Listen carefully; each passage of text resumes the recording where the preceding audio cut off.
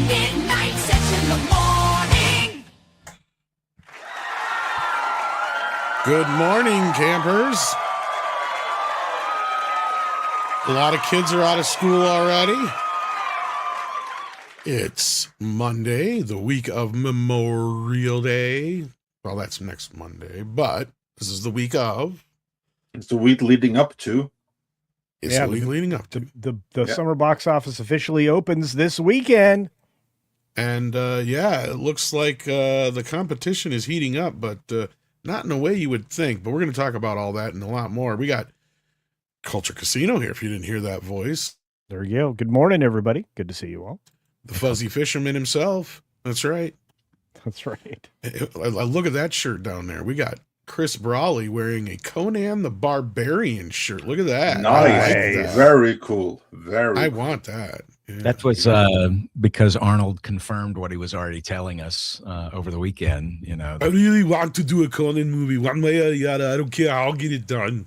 Get to the chopper. Yeah, do it. It's a King Conan movie for you and your friends. If I gotta be in Predators 5, I'll do it, okay? If I gotta be in Bambi 6, I'll fucking do it. Just put the movie out. Show me the money. Show me the money before I die. I love that hat, Culture. I hope people are watching. As a matter of fact, if you like Buc-ee's, hit that like button right now. Yeah, okay? right now. Yeah. I visited my first Buc-ee's last year, but yes. We Buc-ee's also, of course, is have the boss man himself, Mr. Andre. Greetings, everyone. Yeah, glad to be here. It's another week. We apparently have, actually, I know this. We spoke about it in the membership stream on Saturday. Arnold Schwarzenegger's confirmation of the King Conan movie. I can repeat briefly a little bit of our conversation from the membership stream. Is we need that confirmation coming from Disney. Yeah, no, that's when true. we have that from Disney, then I'll be happy. Yeah. But it feels like he's not being told to shut up. You know what I mean? Listen to me, Mouse. If you don't want to be a loser, if you want everybody to love you, then put out Conan the Barbarian, and they will love you. Trust me. Listen to me now and hear me later. Listen to me now and hear me later. We're here to king your Conan. Put the cookie down and go watch Conan. You've had It's better for you. There's less sugar. Andre, are you hopeful? I mean, what do you think, pal? What do you think? I hope it's going to happen. Yeah. I think people need that closure. I think it has the potential to be a very cool movie. I don't know exactly what the script is. I know it's not the previous, any of the earlier King Conan scripts. Right. This is, I think it's an adaptation of an original Howard story, because there are two Howard stories which fit the bill, but I do not know that for sure. What I do know is that it's 100% up to Disney and Fox if they actually pony up the money for it. If they pony up the money, it's going to happen. If they don't, it won't. It's as simple as that. So it's really ultimately up to them. Arnold Schwarzenegger really, really, really wants it to happen. He's been wanting it for 10 years. Yeah. And for those that recall our earlier videos, this is like what I've been saying the whole time in our video with on why King Conan was dead. Watch it in detail. And what I'm saying is this iteration, the previous one, the one at Universal, is dead. And it was dead. It still is dead. It'll always be dead. It'll never, ever come back again. So it was true. But I also said that Arnold, he doesn't have the rights. But if he can find someone willing to make the movie, the rights will be forthcoming. He just needs to find someone who can pay for it. Now, what has me a little bit worried is that Disney and Fox, they really, really, really, really want him in Predator. Right. And they've already announced that to happen. So what I think is happening is that they've said, you know what, let's do Predator first. And then, depending on how that plays out, if that really works out, we'll do Conan 2. I think that is what's going on there. Like, remember how Robert Rodriguez said the reason why he did the Boba Fett series Boba Fett was because he was like hoping that maybe that way that'll open the door for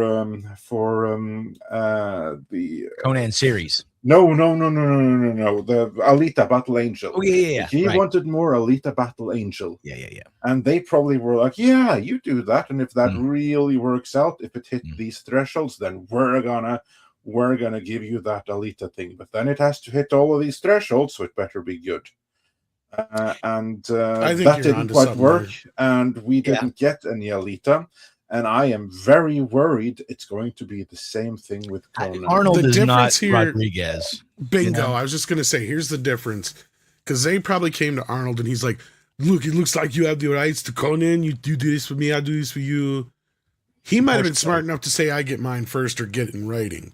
So that's the thing is you and I both know that Arnold Schwarzenegger is a very smart businessman. Yes. He ain't stupid. Extremely. Yeah, so he ain't going to sit here. I feel very confident that this time it's going to happen. Why? Because Terminator's fucked. Yep. They ain't going to ask him back to Terminator. They don't have no reason to.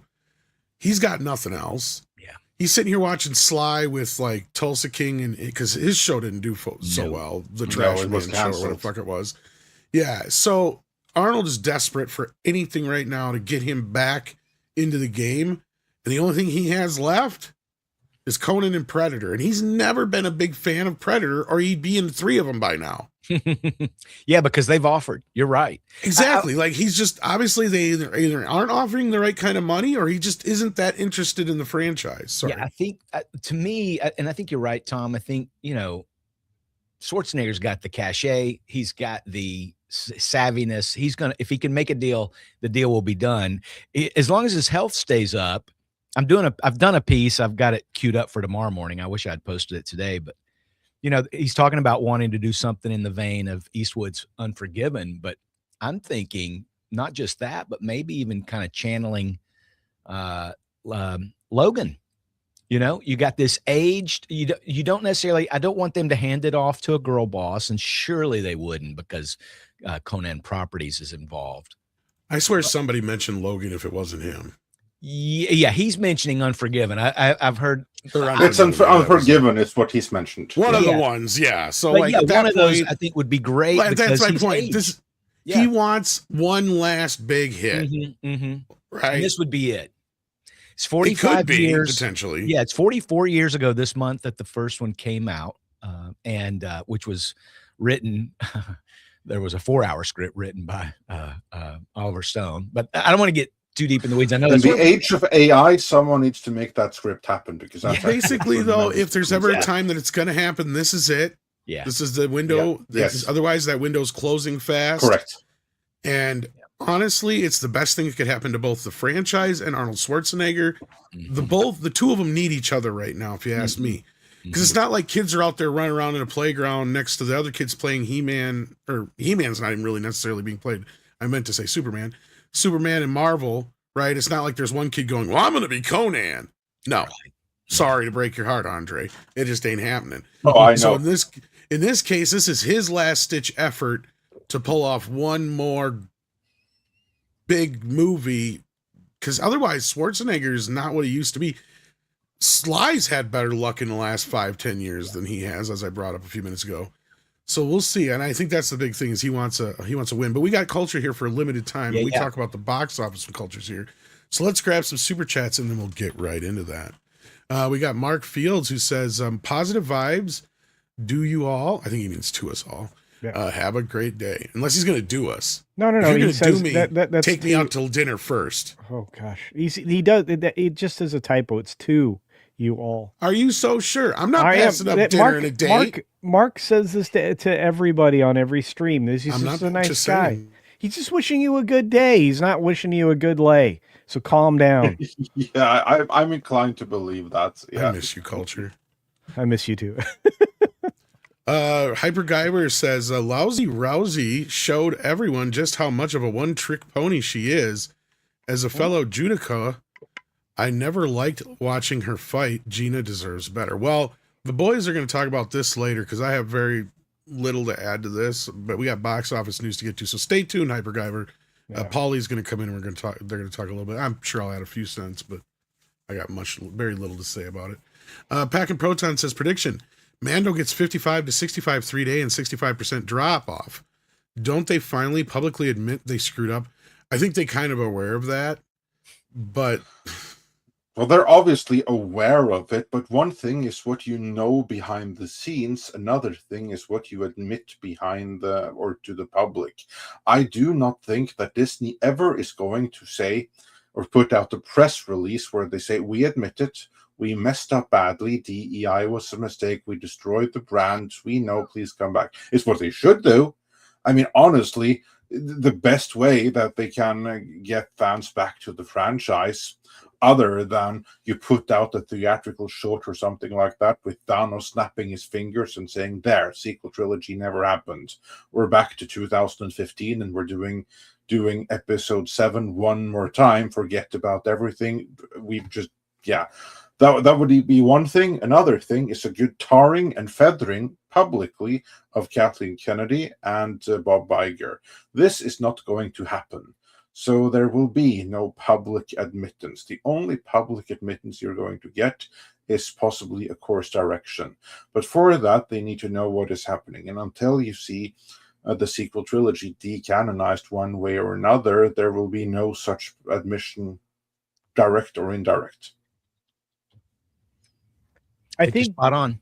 Yeah, I think you nailed it. And here's the sad thing with the projected opening being in that 80 million range. I think it was, but it's being downgraded. It's being downgraded. Yeah. I'm just going to say, who might actually give them competition this weekend. Or you're going to say something, Culture?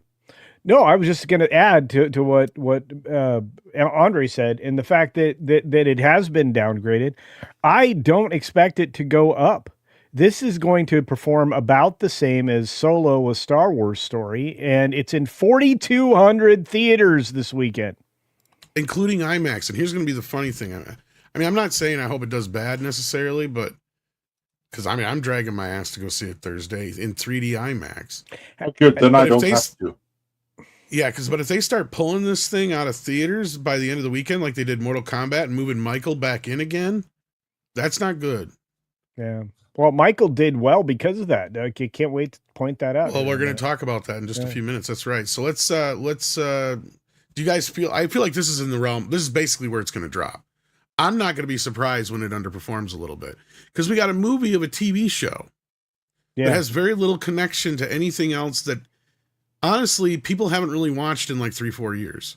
Because if you go look at the ratings, Culture, I think you could back me up on this one. Yeah. Sure, Mandalorian started strong, but I think it peaked with the Luke's thing, and then after that, it fell off a cliff. It tailed off going into season 3, and I'm going to tell you the amount of interest was lowered, and the fact that they brought back the little green guy really made that show suffer even more. They didn't have a story to tell because they'd pulled Gina out, and that was the worst decision anybody has ever made in the history of television. And I don't think she's burn in the movie. for it. I want them to burn for that decision, and this is the results of it. They should have ended that series at season 2, and they should have moved on to the Gina Carano show and done something different with Boba Fett. But you knew they were flailing when a couple of episodes of Boba Fett turned into Mandalorian, season 2.5 or whatever. Well, the Skittles kids in that were a huge turnoff. Get me started. Yeah, that was awesome. Speaking of Skittles kids, how you doing, Paulie? Oh. Whoa, that was rough. Oh, you got a cool shirt on today too. Look at you,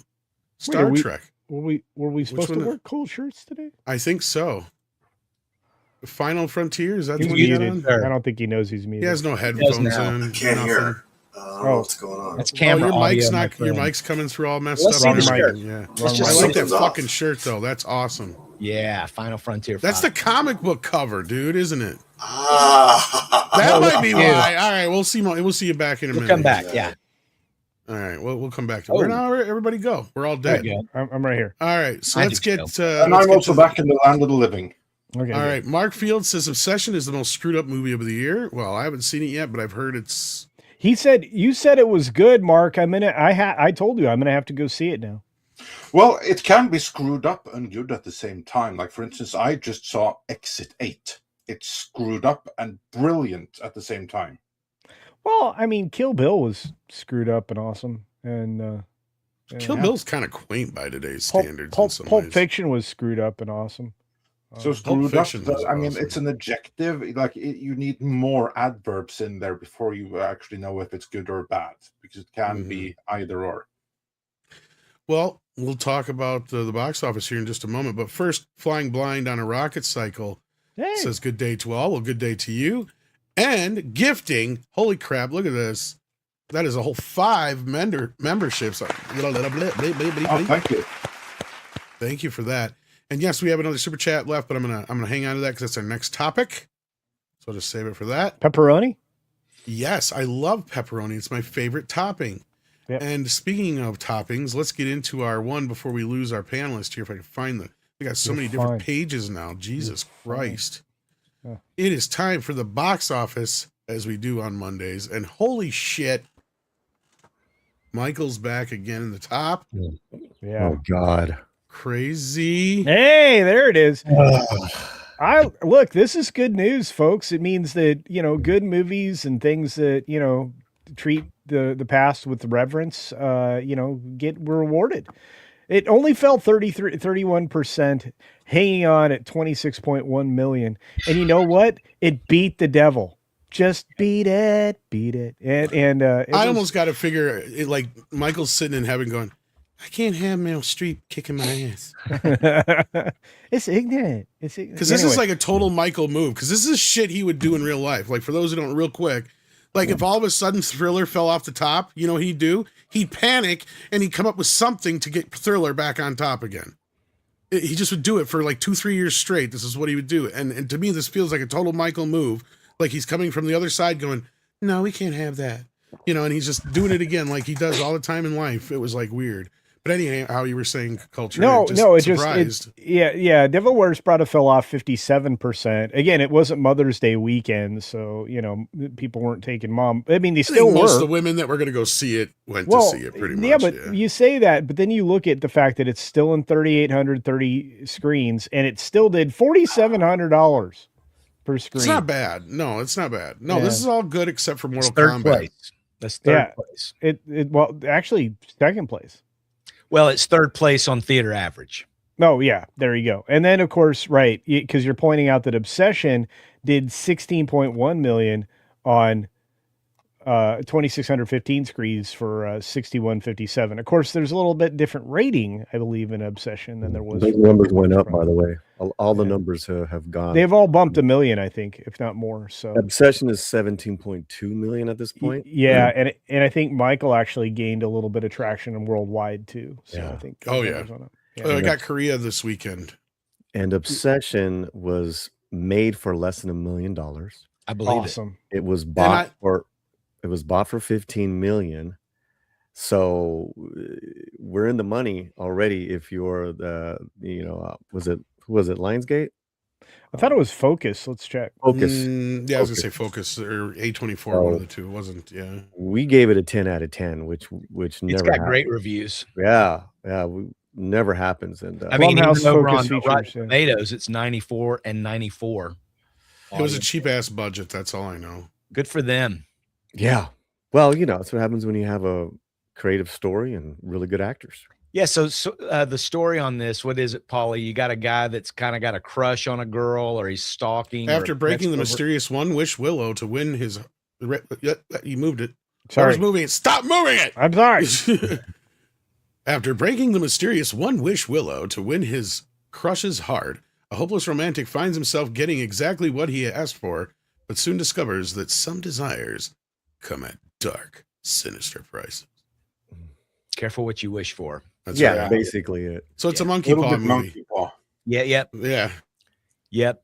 Look, it made 23.1 times its production budget. That's great. Yeah. It's probably not going to slow down because it's it's all the rave. It's all the rave right now. I mean, this is like a Michael film with audiences, in that people from different walks of life are all loving this. Yeah, Mark Fields came in here, talking about it. He talked to me on one of my streams or in comments yesterday. I have to go see this now, and especially after Paulie gave him a 10 out of 10. That's wild for a horror film. I did not. Go ahead, Tom. No. You're talking about the movie. Finish. No, I just want to say really fast. I did not. One of our film critics gave it a 10 out of 10. I have not seen the film yet. But in all transparency, one of our film critics gave it a 10 out of 10. So that's fantastic. No, what I was going to say is this is good for the box office overall because we're seeing a diversity of box office again. I'm curious what the full total is. I don't think it's going to be nearly as big as it has been the last couple of weekends. But what we're seeing here is films continue to play. Even movies like Mortal Kombat 2, which are basically kind of the losers of the box office right now, even when it's all said and done and the dust settles, I still think Warner Brothers is going to be okay with it. They're not going to be happy, but it'll generate enough interest for it on HBO Max. It'll sell some Blu-rays. Yep. Yeah. It could have been better for them, but I what do you guys think caused this? And Andre, you can keep it brief if you're going to do a postmortem. I don't want to give away everything, but like curious what everybody else thinks, what the biggest issue was with this film going into it and why it did not perform. Well, I think the single biggest reason why Mortal Kombat 2 isn't doing better is that this is the size of the audience. That maybe you can increase it a little bit, but I think there is only that big of an audience for Mortal Kombat. And that's what we're seeing right now. And I think that doesn't bode well for Street Fighter. Yeah, that was the next thing I was going to say. And Street Fighter better be worried and hope that they cost a whole hell of a lot less than 80 million, because I don't see that movie opening much bigger than did Mortal Kombat. Interesting. What do you think, Paulie?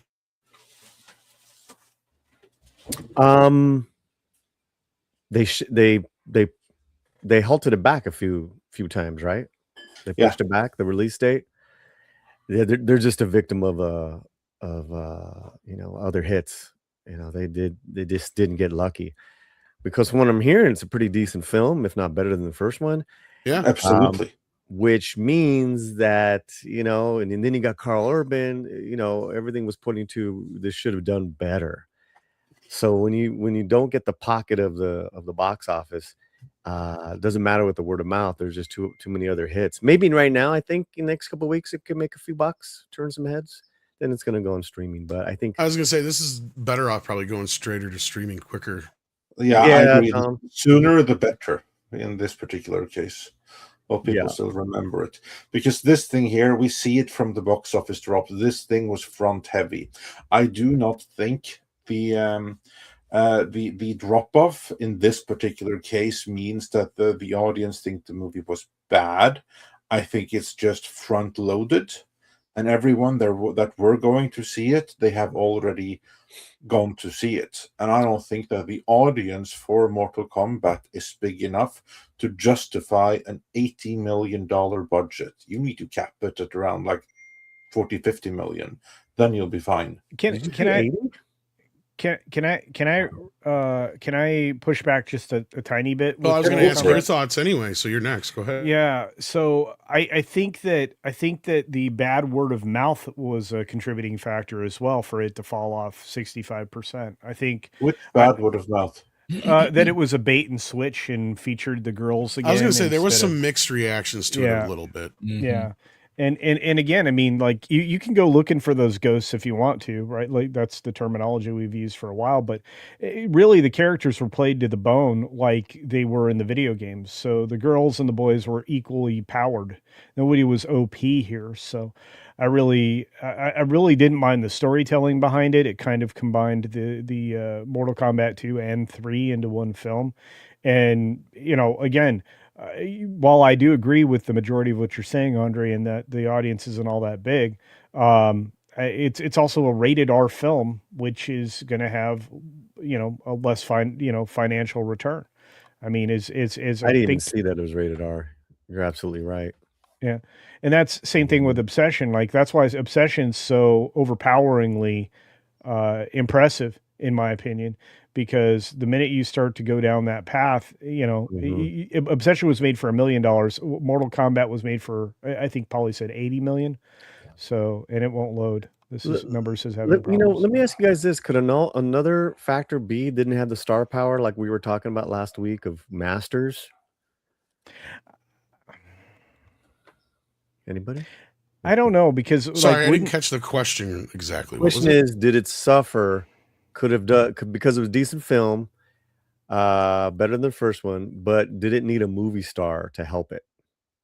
I said that last night, actually. I don't know if you're just saying that because you heard me say it or we're just on the same wavelengths. Nope. But I said that was the problem is you had Carl Urban, but I hate to say it. Carl Urban has never really opened a movie. He's not somebody I would consider a movie star. So he's still have a favorite, but he can't open a movie to a general audience. Yeah. And I think Kalar killed any potential this movie had with the general audience when the first movie was put out on streaming. Because that's the thing is technically twice as many people watched the first movie in the same amount of time, basically in a rough math guesstimate. But the problem is you had people at home watching it because of Kalar doing the day and date thing. So that just tells me Andre's probably more on point. You just had, more people willing to give it a shot at home. But the people that actually went out to see it in the theater, like myself and Andre and others on the panel here, we are the audience and we went. Same thing with this time, we went. But the people at home that stayed at home and watched the first one at home and or hated the first one stayed home. They did not care to go out, whether it was the word of mouth, like, being that it was a bait and switch or a girl. And that to me is a poison well. Like the moment anything like that hits, you're done. Because we saw that with Furiosa, we saw that with the ballerina, we've seen that with any movie where even a hint of where people get that there's a girl boss issue with it. So let me ask real quickly, because I know we'll talk about it eventually. Do you think that's going to hurt Nolan's The Odyssey? Because of the two straight weeks of this controversy.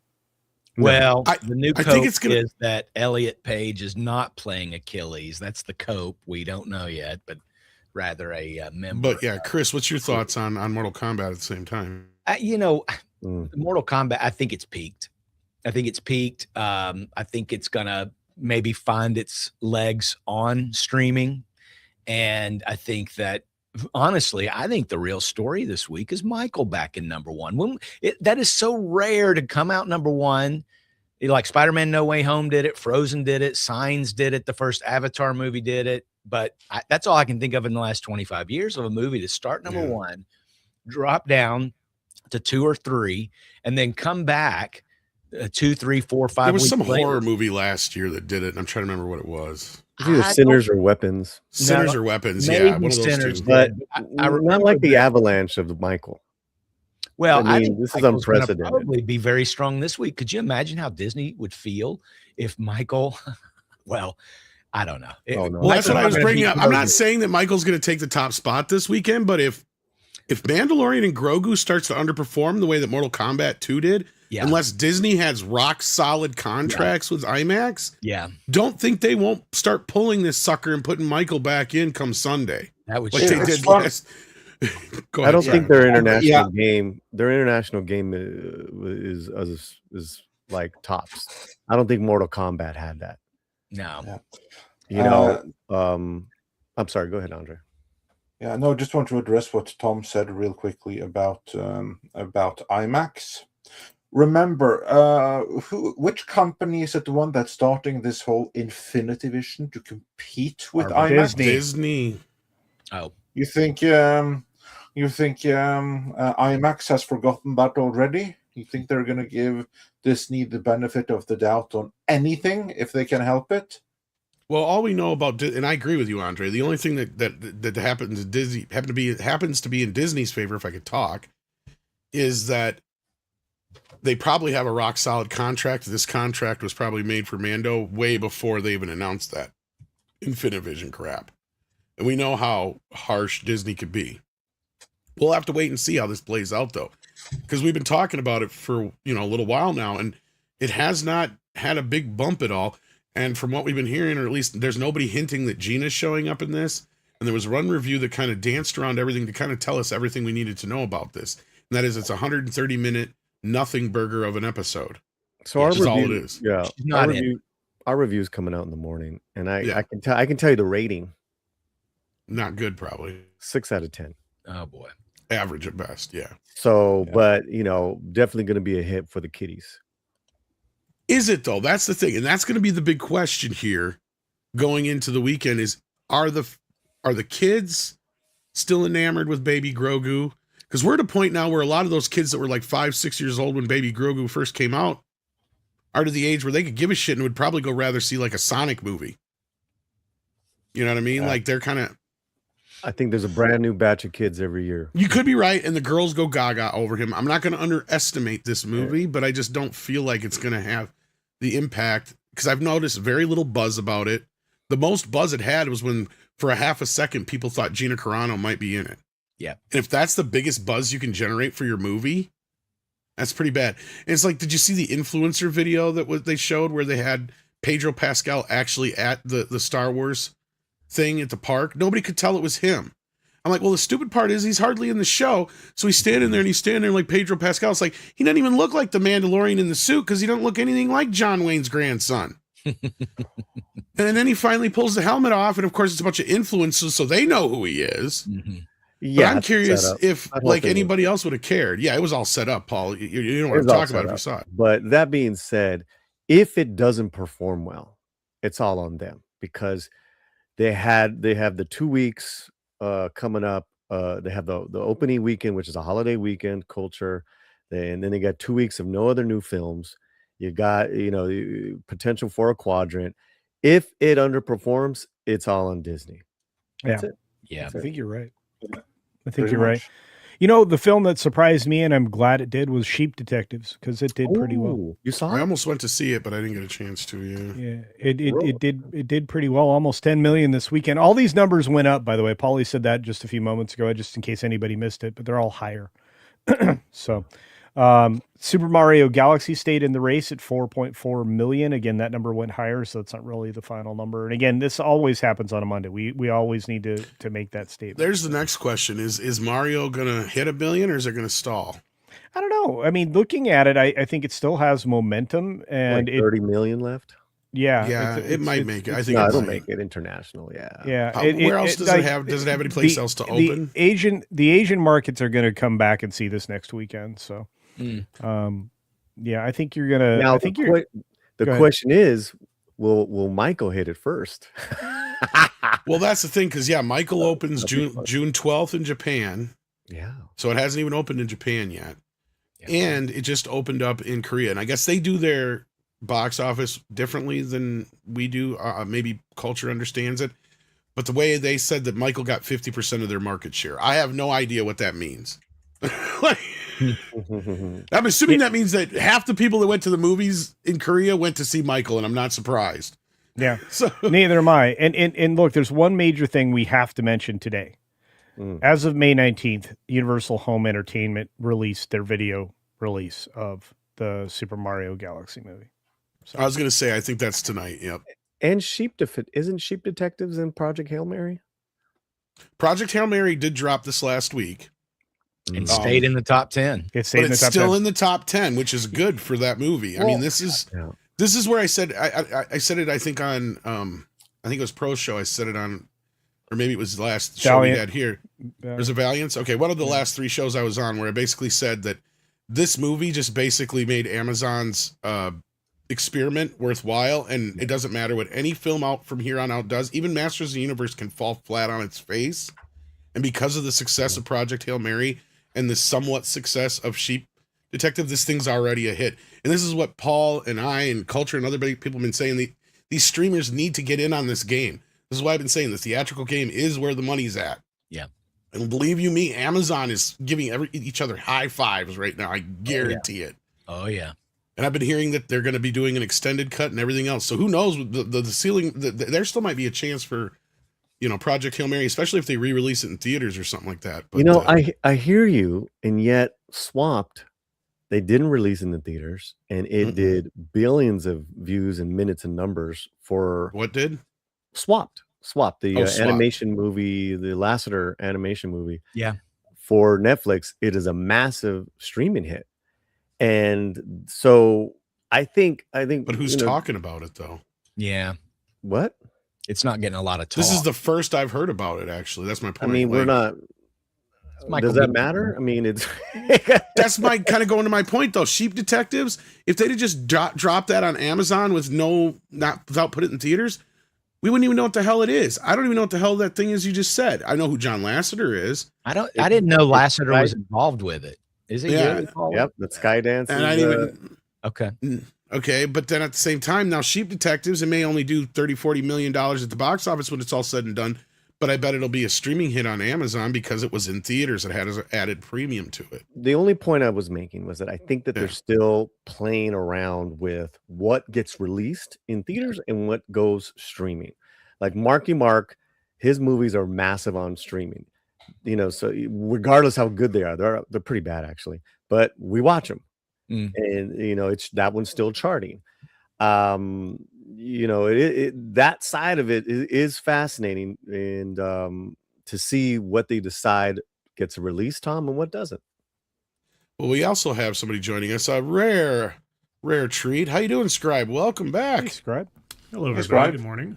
Hello, sir. How you doing? Well, I see you're cosplaying as Michael Jackson there with the wristband thing. there you go. Oh, my brace, yeah. That used to drive my mom nuts because she had carpal tunnel back then when he used to wear those Yeah, things. And she's like, he's not wearing those right. Oh, jeez, yeah. I'm like, Mom, you do realize he's not wearing them because he has carpal tunnel, right? He's wearing them because he just wants to wear them. Like, right. No, this is not a fashion statement. This is a functional necessity for. Trust me, I know your regular pain. Job stuff. Me too. But good morning, everybody. Good morning. It's good to see you. Oh, yeah. I was just going to ask you a question because you just popped in. Are you not surprised that Top Gun did so well on a re-release for its 40th anniversary? No, well, I mean, look what. Remember when they released Revenge of the Sith, and it did better than the previous, like on record, the previous release of an actual new Star Wars movie.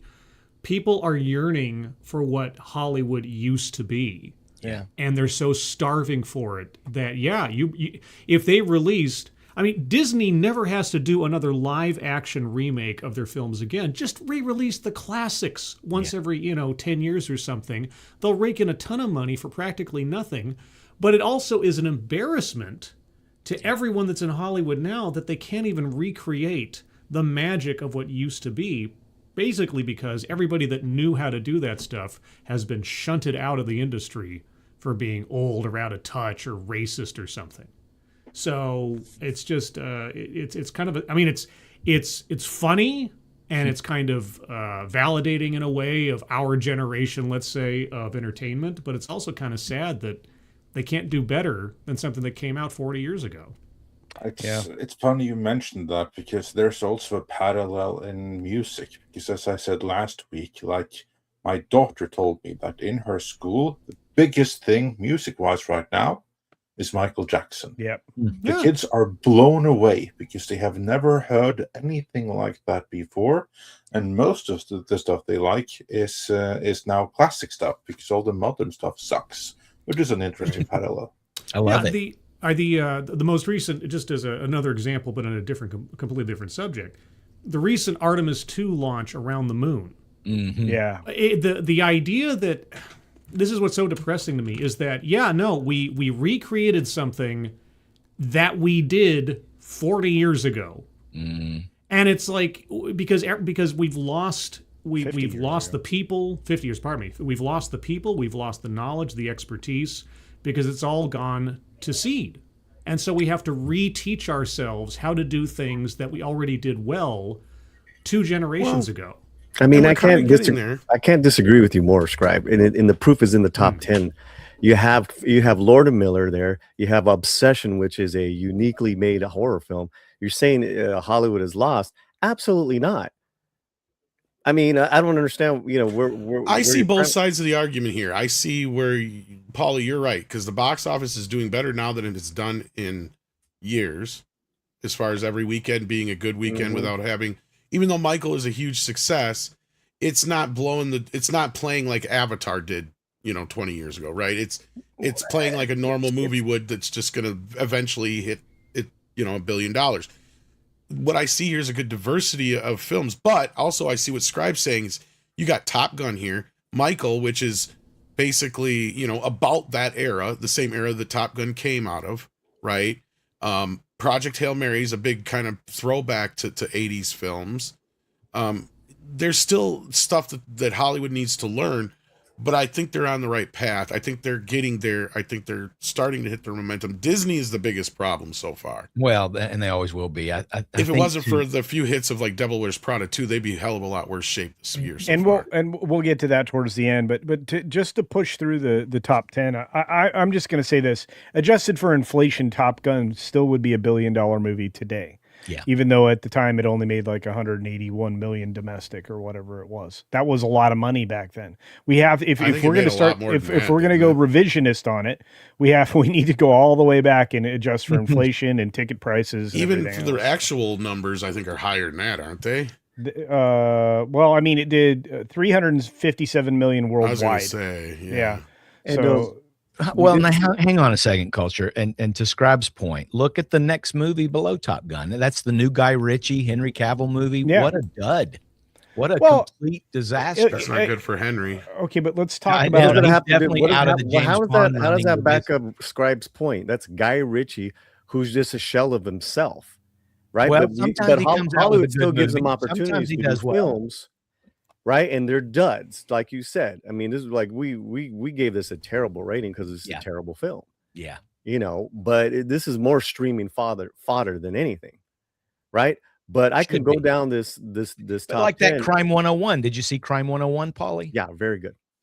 I didn't think so. Same as this. I mean, there's so many plot holes in Crime 101 and the way it ends.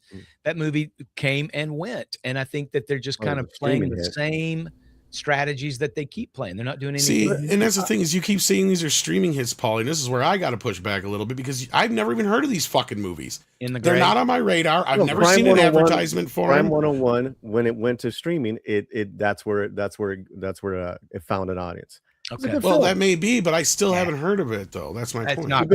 Made way too much. That's the Halle Berry, Mark Ruffalo, and Chris Hemsworth movie. Yeah. Anyways, but yeah, we can go back and forth, but it is what it is. Okay, that's fair. But this In the Gray, to Tom's point, this is the first I heard of the movie when I saw the charts this weekend. Wow, really? Yeah, that's a problem. Oh. Yeah, it was Isa Gonzalez, Henry Cavill, shot in Spain, and Gyllenhaal. Yeah, and big names. We gave it a really bad review. Sins Corner did not like this film. It's like, all right, well. And you got Shrek in here still? Yeah. Like that's one from the early odds.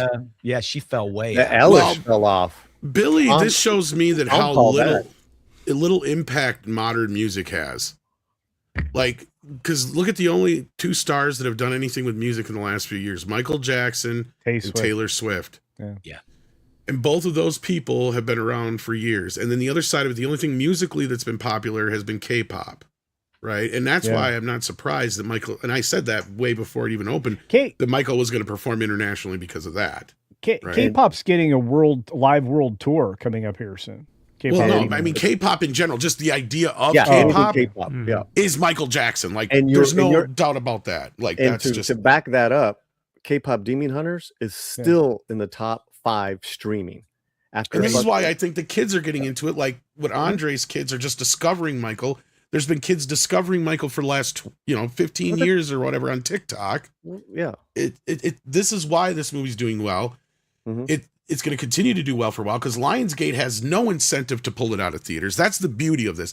So if anything, Lionsgate is going to be teaching the industry a lesson going, this is how you basically let a blockbuster happen, right? Same thing with Amazon and Project Hail Mary. They let it run its natural course. 60 days. The only thing working against Project Hail Mary was its running time. I guarantee you, had that movie been 40 minutes shorter, I bet it would have made a little bit more money just because it had that much more ability to play that many more times. Then you drop the 3-hour version on streaming. But that's just my only gripe about it. But yeah. Again, since I have limited time, I to round out what we're doing, from 10th spot to whatever spot it's in now, Animal Farm has descended another 87%, earning $89,000. The problem with Animal Farm isn't the movie. The movie's not the problem, or the movie is the problem, but the movie's not going to be the damage, right? It doesn't matter how much money the movie loses. The movie loses. Yeah, it's going to be Angel Studios getting kicked. Angels lost their fucking... their audience ass with this. They lost their audience. They lost their trust. This is a big problem. Yeah. And then for fun, hang Hoppers is still here, guys. Love it. Disney is so fucking desperate with that little bastard, aren't they? That thing can't even hit the top in the video on demand charts. It's like it's so bad it fell off another 73%. And look, it's down to 100 theaters, so that's fine. But I just think it's funny. There's 73 days in theaters, and the only reason it's still there is because they are desperate for it to make money. Who is going to see this movie though? That's keeping it in theaters. That's what I'm trying to figure out. I don't know. They want the message to sell tickets. I want to say something. The little film that could, it's down to being in only one theater, and Natchez is still out there. What the hell is Natchez? I like nachos. Yeah. I've never heard of Natchez. And then, anyway, so there were 32 total films in with over all the numbers million. in. That's and good. over 100 million, which is the most important number. Not great, but good. Well, it's better. It's better than we had been getting. I mean, and again, it's not reliant completely on the top 3 movies because everybody else in the top 10 was over $1 million, which it's been a minute since that's been the case. So, I like I said, I look at the box office as a Michael was only a quarter of the box office. You're right. Yeah, a large view aggregate, and like Paulie was pointing out. I mean, these films are hanging in there and doing better, and I think that's a good thing. So. Yeah. Anyway, gentlemen, I need to step out. I just want to say thank you for the privilege of talking box office. I will be catching up on you guys later because I know you're going to talk a little bit of UFC. So I'm interested. In a little bit here. Yeah. So, we got a couple other tracks joining us, but I'll see you guys later. Yeah, it's a little different because I learned that the other night. I didn't know that, but yeah.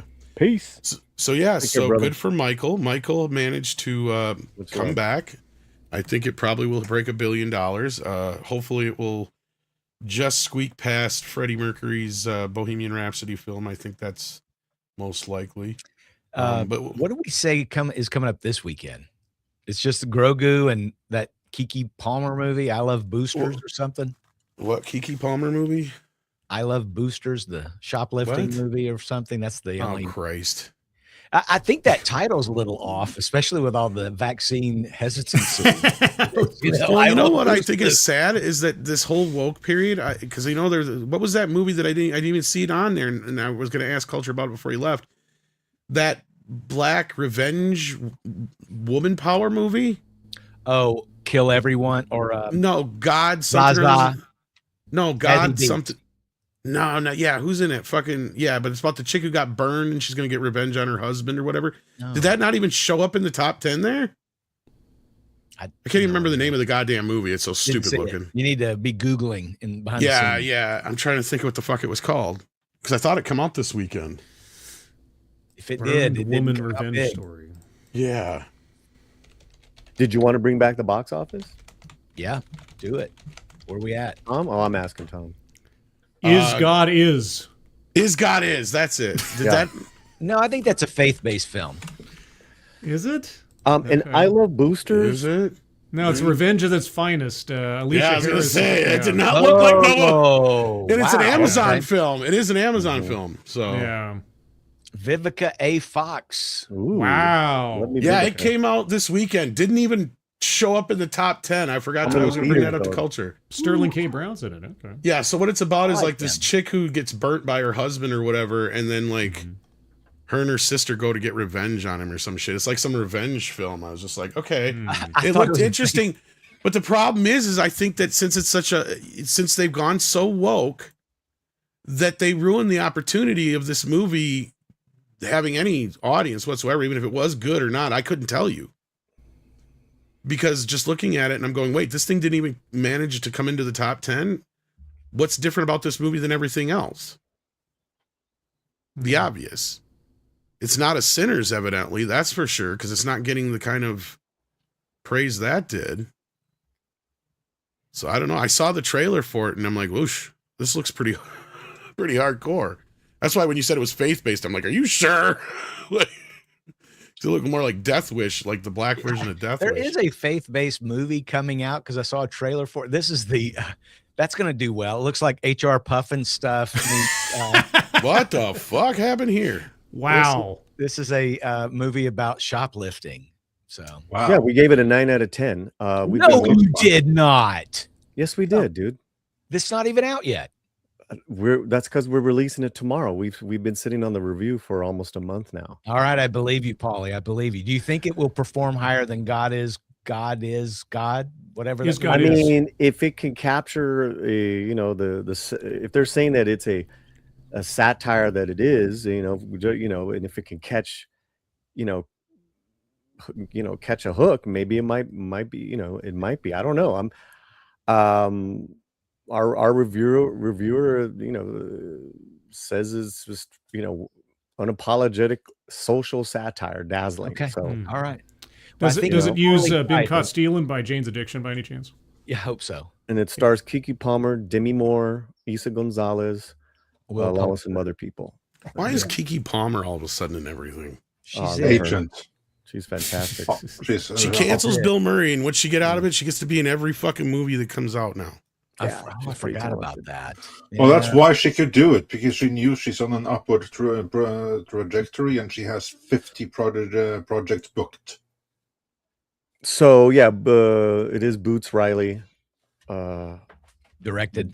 Yeah, and so they're talking a little about God is in the chat. They're saying it's very violent, giving it pretty good ratings, and that's what I was saying. It's not like the movie looked bad. I just feel like if people are like going like, "Uh-oh, I don't want to go near that because of woke problems." It sounds like They Will Kill You or whatever that Zazie Beetz movie was that came out. Well, they said it's basically like Kill Bill. That's kind of what it. Okay. Like more of a less kung fu Kill Bill. It's kind of what it looked like from the trailer. A little more rap, less kung fu. Well, I Love Boosters is benefiting next weekend because it's up against Mandalorian. So that's the only other big movie that I know of that's coming out next weekend. I don't think it'll do. I don't think it'll do. No, I think that title throws people. It's going to throw people. Literally, I do. I don't know what the connection is to them being fashion, shoplifters. Yeah, and boosters. So yeah. Well, that's the slang. A booster is somebody who's a shoplifter. I mean, there might be a small audience for that, but there again, I'll be curious to see how any really diverse films play out until Scary Movie, because I'm curious how, gun shy the audience is with a lot of this shit. Well, she's got a huge following. Yeah, she's got an audience. Does she? Well, then why didn't Good Fortune do better? Kiki's movie killed Good Fortune when it came to the box office. She's in that too, though. Yeah, but they didn't promote her. No, they didn't promote her in that. That was a Keanu Reeves movie. My point is I didn't even know who the fuck she was until she tried to get Bill Murray canceled. Yeah. All right, we know. But again, you're not her target audience. No, you're not, Tom. Yeah. One of them days was a huge comedy hit last year, and that really put her on the map. What was that Rent movie? That wasn't she in that movie? Not Rent. What was it? One of Them Days. One of Them Days. Yeah. Okay, that was it. Yeah, I heard that was hilarious. Like a female Friday. They got to pay the rent. Rent's due, and it went away. The rent. That's pretty funny. Really good. Well, this goes to the point I was making earlier. It was a streaming film. That's why nobody's talking about it. Maybe. Boosters? Well, I think Boosters was not Boosters. The one you just mentioned. The other one. Kiki Palmer. One of Them Days. Yeah, One of Them Days. No, it made over 100 million in the box office. It did okay. Bro. Yeah. Did it? Oh, yeah. I saw it said Netflix. Yeah. Then it went to Netflix. Yeah. Yeah. I don't remember. Well, that's the monoculture. Even though we don't hear anyone talking about it, it can still do over 100 million. Yeah. Just like the drama. Yeah. And the drama I believe is number 3 in sales right now in VOD. Project Hail Mary, drama and Boost and Hoppers. Yeah, the drama is still a little short of 50 million box office, I think. But and now that it's on VOD, I think that it's run. No, that's not fully correct. It's over 100 million when you talk. I'm talking domestic. I'm sorry. Oh yeah, I'm just talking about the whole thing, bro. Yeah. But streaming, we were going to talk about a streaming project, weren't we? The Jade light bulb or something. I can't. Are we done with top 10, guys? I think so now. Oh, we are way done. We brought it back again too. I got you. I'm sorry. Yeah, we're going to be talking about the Lanterns' mistakes of creation, says Mark Fields. Yeah, we got a Lanterns trailer. Jade light bulb, guys. Yeah, I got a question. When did the Green Lantern Corps become a 12-step program? I watched that trailer and I'm just like, this is, what am I looking at here? It's like they try to be Taylor Sheridan, the DC show or something. Lanterns Out West. And it's all grizzled and bad attitude. And, oh, I'm Hal Jordan. I'm gonna counterfeit money to buy a beer or something. What is this movie or this show is a result of the reaction to the first trailer? Yeah. I like this trailer. Honestly, if it had been the first trailer, I would have been okay with it. This trailer is a reaction to everything everybody said about the first trailer. That's why there's no humor in it. That's why it's dark as shit. That's why they're showing a bunch of lantern stuff. Superpowers. A bunch of action. Because that's how the few things that everybody griped about the first trailer, I mean. And the female sheriff. I don't know if it's going to be female good, sheriff got subdued a lot more too. Yeah. The only thing I've seen really working against it, other than, I mean, obviously, look, Andre and I were talking about this before the show. He and I are like the last people to ask about this because I could care less about the Green Lanterns, and he's not a very big fan. So our reaction to this is not going to be the type of like, you should probably go with Scribe's reaction more so than anything, I'd imagine, because he's probably a bigger fan. Well, who here is a fan of the Green Lantern comics? Raise your hand. I have a sentimental connection to the Green Lantern. There we go. A very depressing reason. If you like it, that's the barometer. Well, my father gave me, unbeknownst to me at the time, the very first appearance of the Silver Age Green Lantern comic book when I was 12 years old. Wow. And as an idiot, not knowing any difference, I went to my first comic book convention, and I took that with me, along with my first appearance of Iron Man in Tales of Suspense 39. And I asked a guy at a table, how much would you give me for this? Oof. And at 12 years old, $65 sounded like a lot of money. So I sold my Showcase 22 for $65 because I was getting ready for a trip to DC and I needed some money. And boy, oh boy, the biggest lesson of my life and biggest regret of my life. But I remember that issue. I remember reading that thing.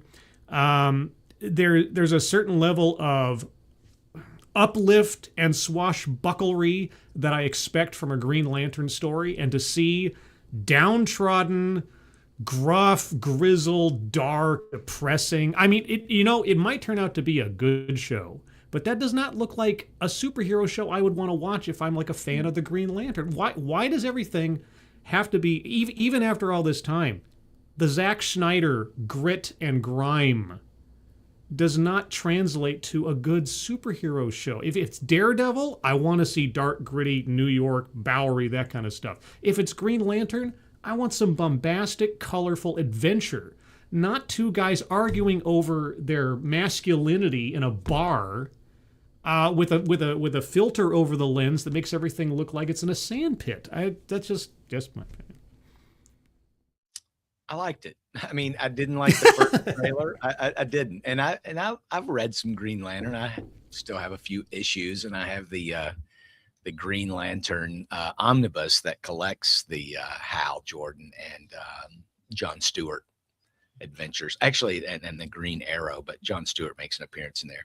I don't like the way John Stewart is being portrayed. He kind of seems like he's got to stick up his ass. And I don't like the way Hal Jordan is being portrayed, which seems kind of like a dirty cop, if you will. So I get the grizzled. I mean, just shave, for crying out loud. You don't have to have the scruff. But everything else in this trailer, I did like. I did like what I saw. I thought they righted the wrong on a few things. And but the problem is that all the stuff we saw in the first trailer is in this show. So while I think this trailer did a better job, I still think that it did some things that, I'm not going to like the way that these characters are going to be portrayed. I think it might be watchable. I'm going to tune in and check it out. But like with everything these days, when it comes to these comic book movies and shows, my expectations have been sufficiently lowered, I think, that I can possibly enjoy this a little bit. We'll see. I'm told this is more of it happens before the Superman movie. So yes, it would be a prequel taking place in the past. Yes. So I think we'll wind up having this version. The Jon Stewart Green Lantern will be maybe in the next movie or something. So those are my thoughts. I thought it was an improvement over the first trailer. I agree with Tom that it was a reaction to the reactions of the first trailer. But I don't know. Obviously, the proof will be in the pudding. What do you guys think? Yeah. As for me, as I said, because I loved the first trailer. Okay. But as I stressed earlier, I am not a fan of the Green Lantern comics or even the character at all. I frankly think Green Lantern is a stupid, ridiculous, lame character. And this is why I liked the first trailer, because it was a Taylor Sheridan thing. And that Taylor Sheridan thing had me intrigued. Okay. That's something that I wanted to see. Again, because I don't like the Green Lantern. This one right here, this now we have some elements of that Taylor Sheridan thing that I really liked, plus a bunch of Green Lantern garbage that I couldn't care less about. So for me, I liked this substantially less than the previous one. Now, the only thing I liked is that we get to see the Green Lantern from the Superman movie. Now, him I liked because of his attitude. So he was pretty cool and badass, and even he was actually better in Peacemaker Season 2. I mean, one of the highlights of Peacemaker Season 2 was him auditioning to be in the Justice League or whatever the hell they were called in that whole audition sequence. That was pretty badass. Justin Gang, I think. Justice Gang, yeah. So that was pretty badass. That was pretty cool. But beyond that, I don't like Green Lanterns, and because of that, I didn't like this thing. But again, if you're a fan of Green Lantern, you don't want to listen to me on this, and you don't want to listen to Tom. You want to listen to Scribe, and you want to listen to Chris. They liked it. Hey, fantastic. That's good news for the show. If I don't like it, then that's not necessarily good news, but it's definitely not. Well, yeah, it's not necessarily good news. Well, the show feeds into your Green Lantern spite, is what you're saying. Yeah. Here's the thing I see with this that's kind of going like, and the thing is I see the opposite issue of what we saw with some of the Snyder stuff.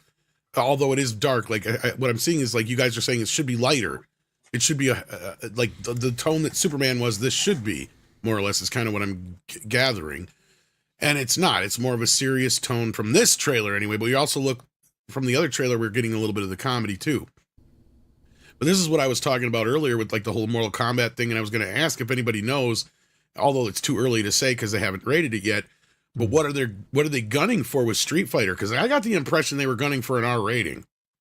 And this is something I was going to bring up earlier, was like, as much as I love the R-rated Mortal Kombat, did that maybe hurt it a little bit more than we think? And like, is that going to hurt Street Fighter going into it? And is that going to hurt spin-offs of Superman like this if they're kind of more like R darker and R-rated-ish, like the Peacemaker situation, right?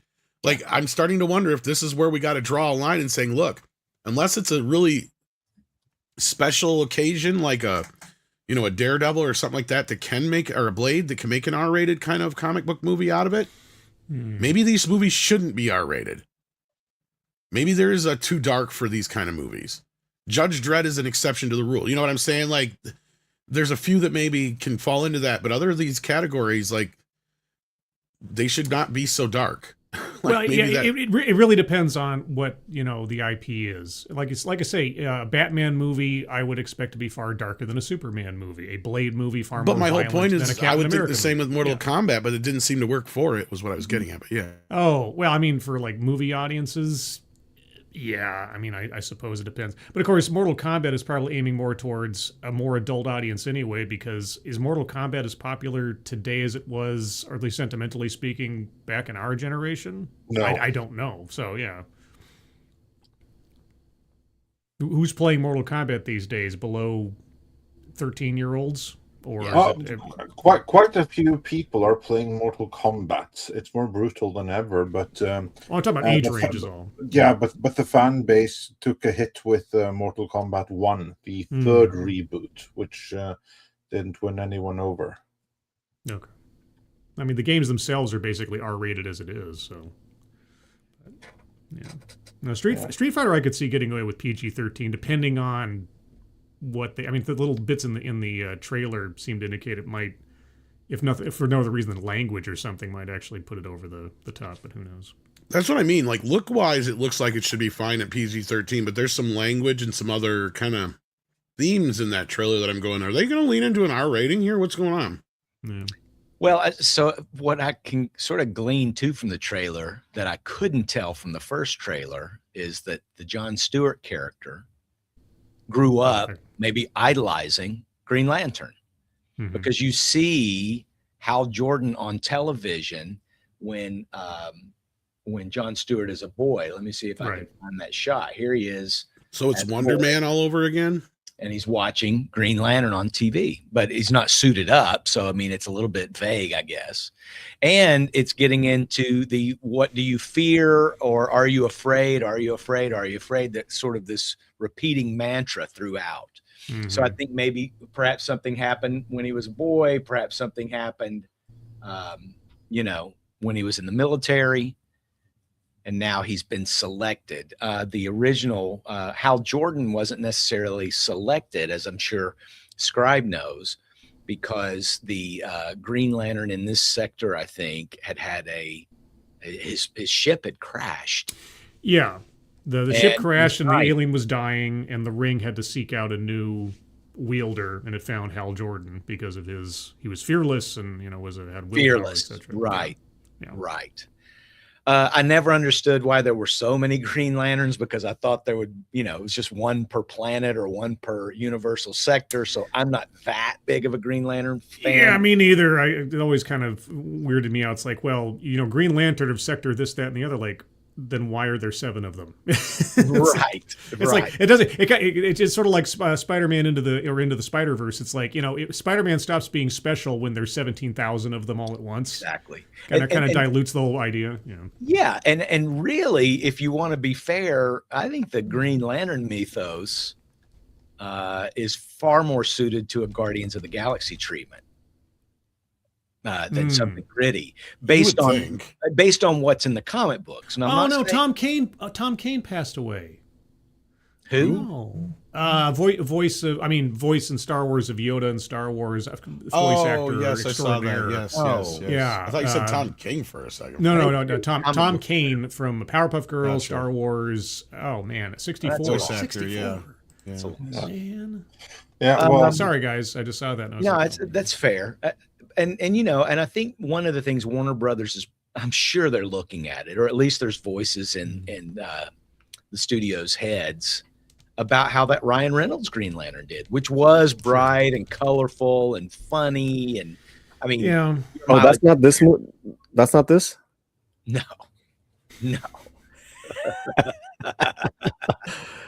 No. So you know, they're obviously not going to go back and try and repeat that failure.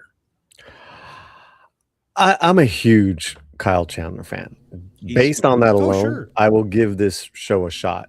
I don't know, you know, I always knew about, obviously, of Green Lantern, you know, as far as the character, but based on just on that. But yeah, it's very Taylor Sheridan meets HBO. But I can watch, you know, Kyle chew up scenery in anything, even if it's bad. And that's what's his name? Aaron Pierre. No. The cowboy here, Gareth.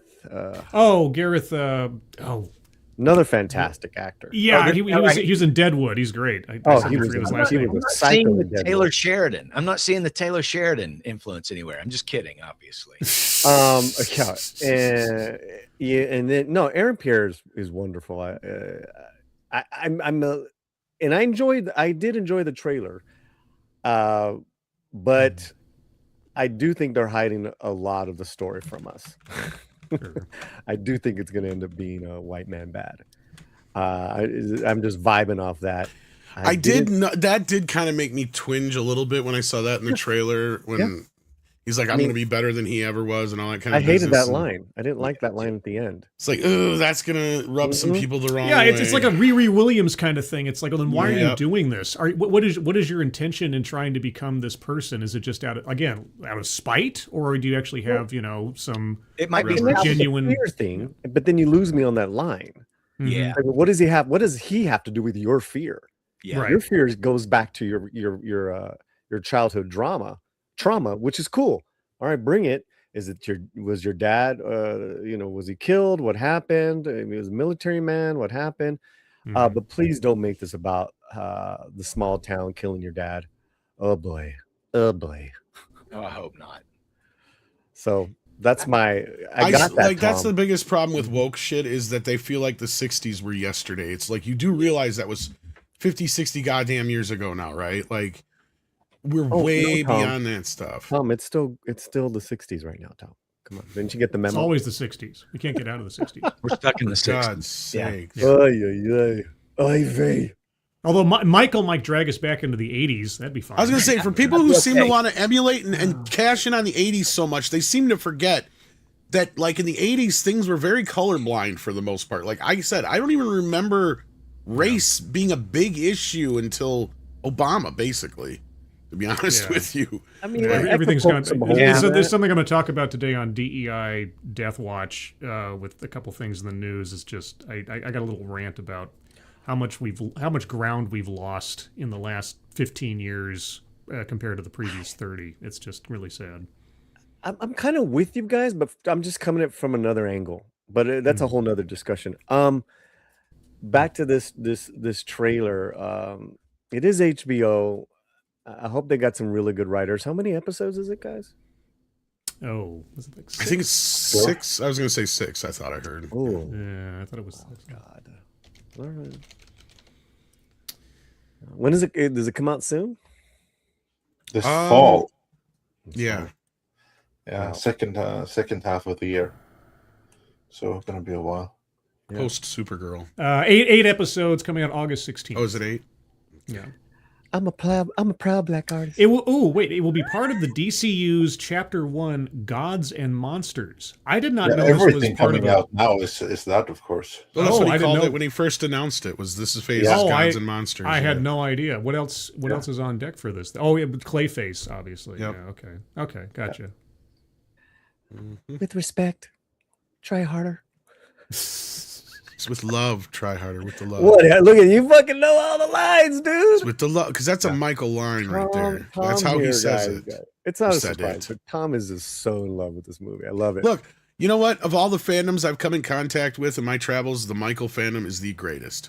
I don't give a shit. Wow! Look, They have treated me the nicest. They have been there since the beginning. They have not backed off. They haven't been abrasive. They haven't been argumentative. They're even when you get into discussions, people can have disagreements and still be cordial because Michael always did it with love. well, And that's where I feel like it did penetrate the fan base, not to be punny at all, guys. So don't even go there. But yeah. But anyhow, one ring to fight over like gristled children. I was just gonna say I see your Michael posts and all the positive interactions that you're getting. It's very good really to me, cool yeah. to see that. But anyways, I can't say no. That's why I'm trying not to talk about it too much. So like, I know I don't want to like I don't want to. everybody's like, "Oh God, Tom's gonna talk about Michael again. We're gonna take a drink." It's like I've already been closeted for years, so leave me alone. But let's get back into the super chats here because we got another story to talk about. We do. And Miller says Mando headline did better than CGI Clone Wars. Here's the other problem with that though, Miller, is that they're basically rehashing the same storyline from that Clone Wars movie. right. It's the same exact storyline down to the character. Like the Clone Wars movie was about Rhoda the Hutt being kidnapped and needing to be rescued. Well, that's basically the same story here, I guess. Oh, great. So, yeah. But yeah, they can hope for that much, I guess. And then Justin Ansey, if I'm saying that right, sends in £2 to say experienced talent is now marginalized group. This is kind of true. Old ways of thinking. Kalekioki over on the Rumble side says, Hollywood can never adapt a game 1-to-1. Liu Kang is the main character of the series. The series featured hot, beautiful, gorgeous women and buff, jacked men. The film was meh at best. Didn't hate it, but didn't like it. That's fair. It's been getting some lukewarm reactions overall. Klekioki says, wasn't too enthralled by the casting, and you stumbled out of the gate with the first one, and it was cheesy 90s type film. He's talking about Mortal Kombat, of course. It deserves its mixed rating. Do better, Warner Brothers. Yeah. Honestly, I can't argue that. Yeah. Can't argue that. They did stumble out of the gate, and this movie was about fixing the mistakes of the first one. And retroactively, you now have 2 movies that should have been one 90-minute movie. Can't argue that at all. So fair point. Yeah. Well, and it seems like this is a franchise that a lot of the fan base has their own ideas of what it should be. Eddie Fregoso says, hey guys, my Cinemark theater is offering 150 points for Scary Movie 6 and 75 points for He-Man. Just goes to show desperation on studios. I don't understand what the point thing is, but funny enough, because I think that Scary Movie is going to eat He-Man's lunch, to be honest with you. Absolutely. By the way, I just got my ticket for He-Man on June 3rd. I got mine for June 3rd too, but I was going to ask if you're going to get an earlier screening, because I saw there was one that was going to be over there coming up here's not too long from now. One where? One in Norway? I don't know, somewhere in Norway, or somewhere. There's a couple in Europe. They're doing a bunch of advanced screenings all over. But you're in Europe. Go to that one, the one that's in Europe. Well, honestly, Paul, you say that, but God damn it, Andre's one of the few people who understands that, like, over there, for them to drive to another country ain't no fucking thing. No. To me, I can drive for 10 hours and still be in Wisconsin. Well, that's because you drive in a circle. Yeah, well, to Tom's point, Tom is not wrong, because basically distances are short in Europe, but still getting ticket for an advanced screening. That's what I was curious if you got offered one or anything. That's a big deal. Like, for instance, I did travel to the UK specifically to go see Dread. I would do the same for a really early advanced screening of He-Man, but they're afraid of what you'd say. How many hours is that to drive to the UK? No, you can't drive. You have to fly because the UK is an island. You can't drive there. Okay. But for me, 2 hours. Well, wow. 2-hour flight. 12 hours. With back to Scary Movie 6, I put a video up of all the antics that they're doing in Mexico. It's awesome, dude. The Mexicans fucking love this movie, man. They're going crazy. And Anna Faris was like, dancing cumbias with the nun, with all these, different. They really did it. They're hitting their mark, Tom. They know their audience. Yeah. I don't understand the points, Eddie, but we'll have to see how it plays out. You get points for like popcorn or something, depending on what movie you're going to on your membership. I think it is. Oh, I see. Like so you get more. Maybe it's like an extra promotion. Yeah, it's an incentive program, and so like going to this movie gets you more points than that. Which is funny because I don't think that Scary Movie is going to need the help. That was my understanding. Yeah, probably. But Packet Proton says, rip Tom Kane. That's right. Clone Wars and Yoda. He played Yoda in the Clone Wars. Yeah. And before we move on with the super chats, we'll address this one since you got it up on screen. Let's do the other story I put in the private chat while we still have Scribe for another. Yeah, I was going to get to that. Yeah. But as for what happened to Chato, did he get Chrissy Mayed? That's funny you should ask that. No, he's on vacation. That's all. He's traveling. World travel. Which he made very, very clear to everyone as he was leaving in the final episodes. No, there's no drama there. He'll be back again. And getting Chrissy Mayard can mean several things now, given certain revelations that just came out of her. Yeah, I was just going to say we don't. Paul, and he'll be family back. show. Look what happens when this guest comes. We don't on. gender swap our panelists here at this show. I'm aware of things in the zeitgeist now. Occasionally, I've been watching too. I was like, I haven't. So yeah. Anyhow, that being said, thank you, Tom. Honestly, I'm gonna stay keep my mouth shut as much as possible. But everything's fine with Paul. Oh yeah, everything's fine with Paul. He's hanging out in Japan, freaking them out. I don't think we weren't supposed to say that.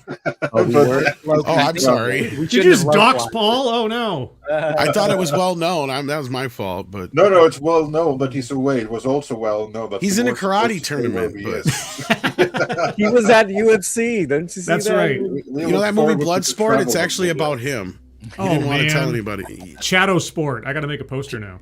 Chato versus Rousey. Yeah, but that's how he wins against his opponents. He fights in his underwear, tighty whities. Look at the bulge. And before we get into the next story, I just remembered one thing, kind of like funny on like the travels in Europe and stuff. A few weeks back, there was a headline in a Norwegian newspaper: "New brothel, one where they have sex dolls, just 40 minutes away from Oslo." And I was like, wait, what? Brothels are suddenly legal in Norway? 40 minutes out from Oslo? So we're in Moss or something? I mean, that's where I saw Mortal Kombat 2. Read a little bit further. They meant Berlin, Germany, because that's a 40-minute flight. So, okay. That does make a difference. Why would you want to go fucking pay to fuck a sex doll that somebody else has fucked? Well, I wouldn't. It was a clickbait article, including when they said 40 minutes from Oslo. If I'm going to spend money on sex, it better be real sex, and I better have a chance of getting a disease, God damn it, so I have a good story. Clickbait. Sure, Andre, sure. Jesus. Either way. Anyway, let's have a word for that. We still have Scribe here. Yeah. Speaking of punishment, Hi-yo. Go ahead, Andre. This was yours. You brought it up. Yes, because me and Scribe, we spent Friday stream talking Punisher, very big chunk of it, and then we also did a separate tier list video, which you all should be watching, because this platform did nothing to promote it whatsoever, where we go through all of the Punisher iterations that have come out thus far. And one of the things that we ended on, where Punisher One Last Kill is concerned, is that, okay, the problem with Bernthal's Punisher is that he's really emotional and he keeps on retiring. Like he goes on revenge and then he stops being the Punisher. But maybe there's hope for the future this time. Maybe this time it's going to stick and he'll be the Punisher. So who knows what the future may bring. When we had a little bit hope for Spider-Man, the upcoming one, Brand New because Day. of that. Yeah, Brand New Day, thank you. So now we have an update from comicbookmovie.com, which cites a number of insiders. Scribe, do you get a chance to read the article when I take away the major revelations for the Punisher is concerned? Yeah, so there's plans for a new Punisher project oncoming after Brand New Day. It's uncertain whether this is going to be a movie, another one-shot kind of thing, or a series. But presumably it's going to continue the sort of story thread left off in One Last Kill with Ma Nucci, played by Angela Judith Light. And purportedly it'll take elements of the Welcome Back Frank storyline, which kind of makes me go, because we already did that in the 2004 Punisher movie, which didn't have the Nucci family. But of course, the Punishers completely killed off the Nucci family as of One Last Kill. So I'm not quite sure what Ma Nucci is going to have to bring to bear on him unless she hires a supervillain. Unless she hires the Russian, maybe?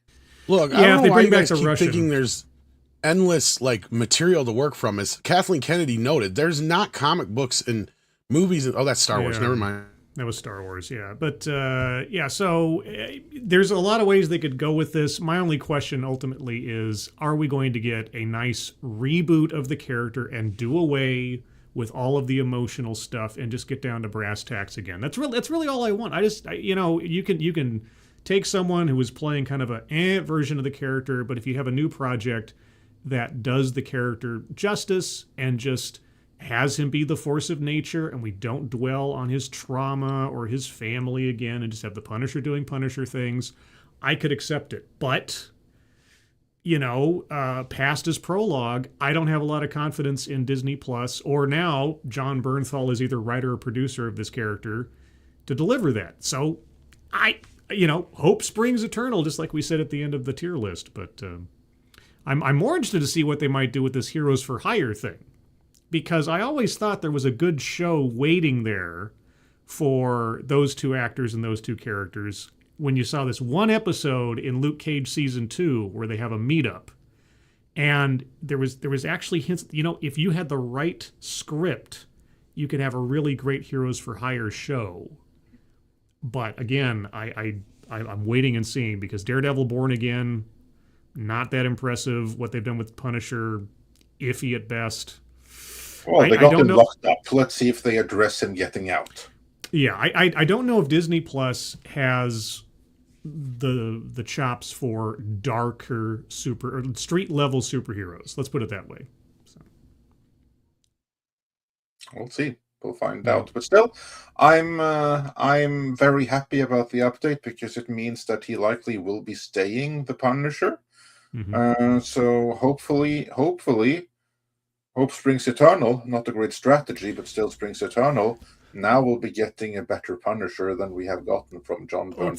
If the last 3 minutes of One Last Kill is the kind of thing we're going to see going forward, save for that one little bit. Save for that one little bit. Save for that one little bit. Save for that one little bit. Then I can grit my teeth and hope and cheer it on. But I guess I even loved his outfit. I mean, that outfit may be it's. I don't know if it's better than Stevenson's yet, but it's certainly up there. It is the best or second best. Yeah, it was the right balance of the combat functional, but also getting across the character. So yeah, there's a lot of good signs in that last couple of minutes of that show, but we've been fooled before at the end of season 2 in the Netflix series. So like I say, I wait. That was the biggest.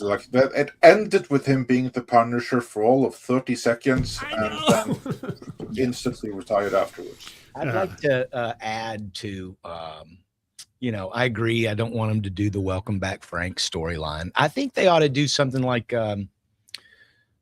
Return to Big Nothing. I think that would be a great story to adapt. I also think there's a story that Mike Barron and Chuck Dixon co-wrote called The Final Days, where Punisher gets arrested, goes to Rikers Island. There's a big prison break. I mean, that's a great, great story. And, to Tom's joke of he was kind of poking fun at Kathleen Kennedy's comments, but there is the Sicilian Saga is another great storyline. My gosh. Yes. And that's just back in the Mike Barron era. That's got nothing to do with Garth Ennis. I mean, he's got Bourne. Okay, you could do a whole cinematic universe around the Mike Barron era alone, and you could do the same thing on the Chuck Dixon era alone. Yes. And you could do it twice over in the Garth Ennis era, because that's two separate continuities. You're right. So you have a wealth of source material to choose from. It's just a matter of choosing the right thing. This is Disney. I mean, that's the problem we have here is this is Disney, and that kind of, you should temper your expectations. That little taste at the end of One Last Kill, that shows potential. It shows potential. And actually, I agree with you too. I think this Heroes for Hire show has potential. Unlike most people, I kind of liked Finn as the Iron Fist. I've always kind of liked that character. I really liked it back when John Byrne first was drawing the character, and of course I like Power Man, so it could be fun, and they have good chemistry together. I don't think Iron Fist on his own worked at all, really. No. But I thought they had good chemistry together, so we'll see.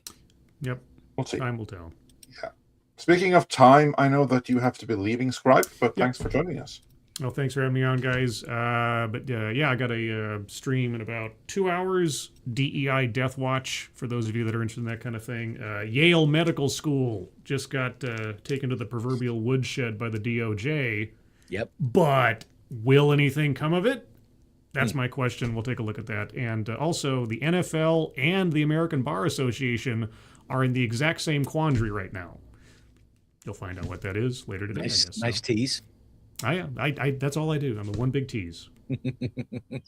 Anyway, everybody, if you haven't already, subscribe to Midnight Zed, subscribe to Latino Slant, subscribe to Bleeding Fool, and share that stuff out on the social medias. And especially when you do that, be sure to tag these guys in your tweets and things when you do that, so they know that you did so.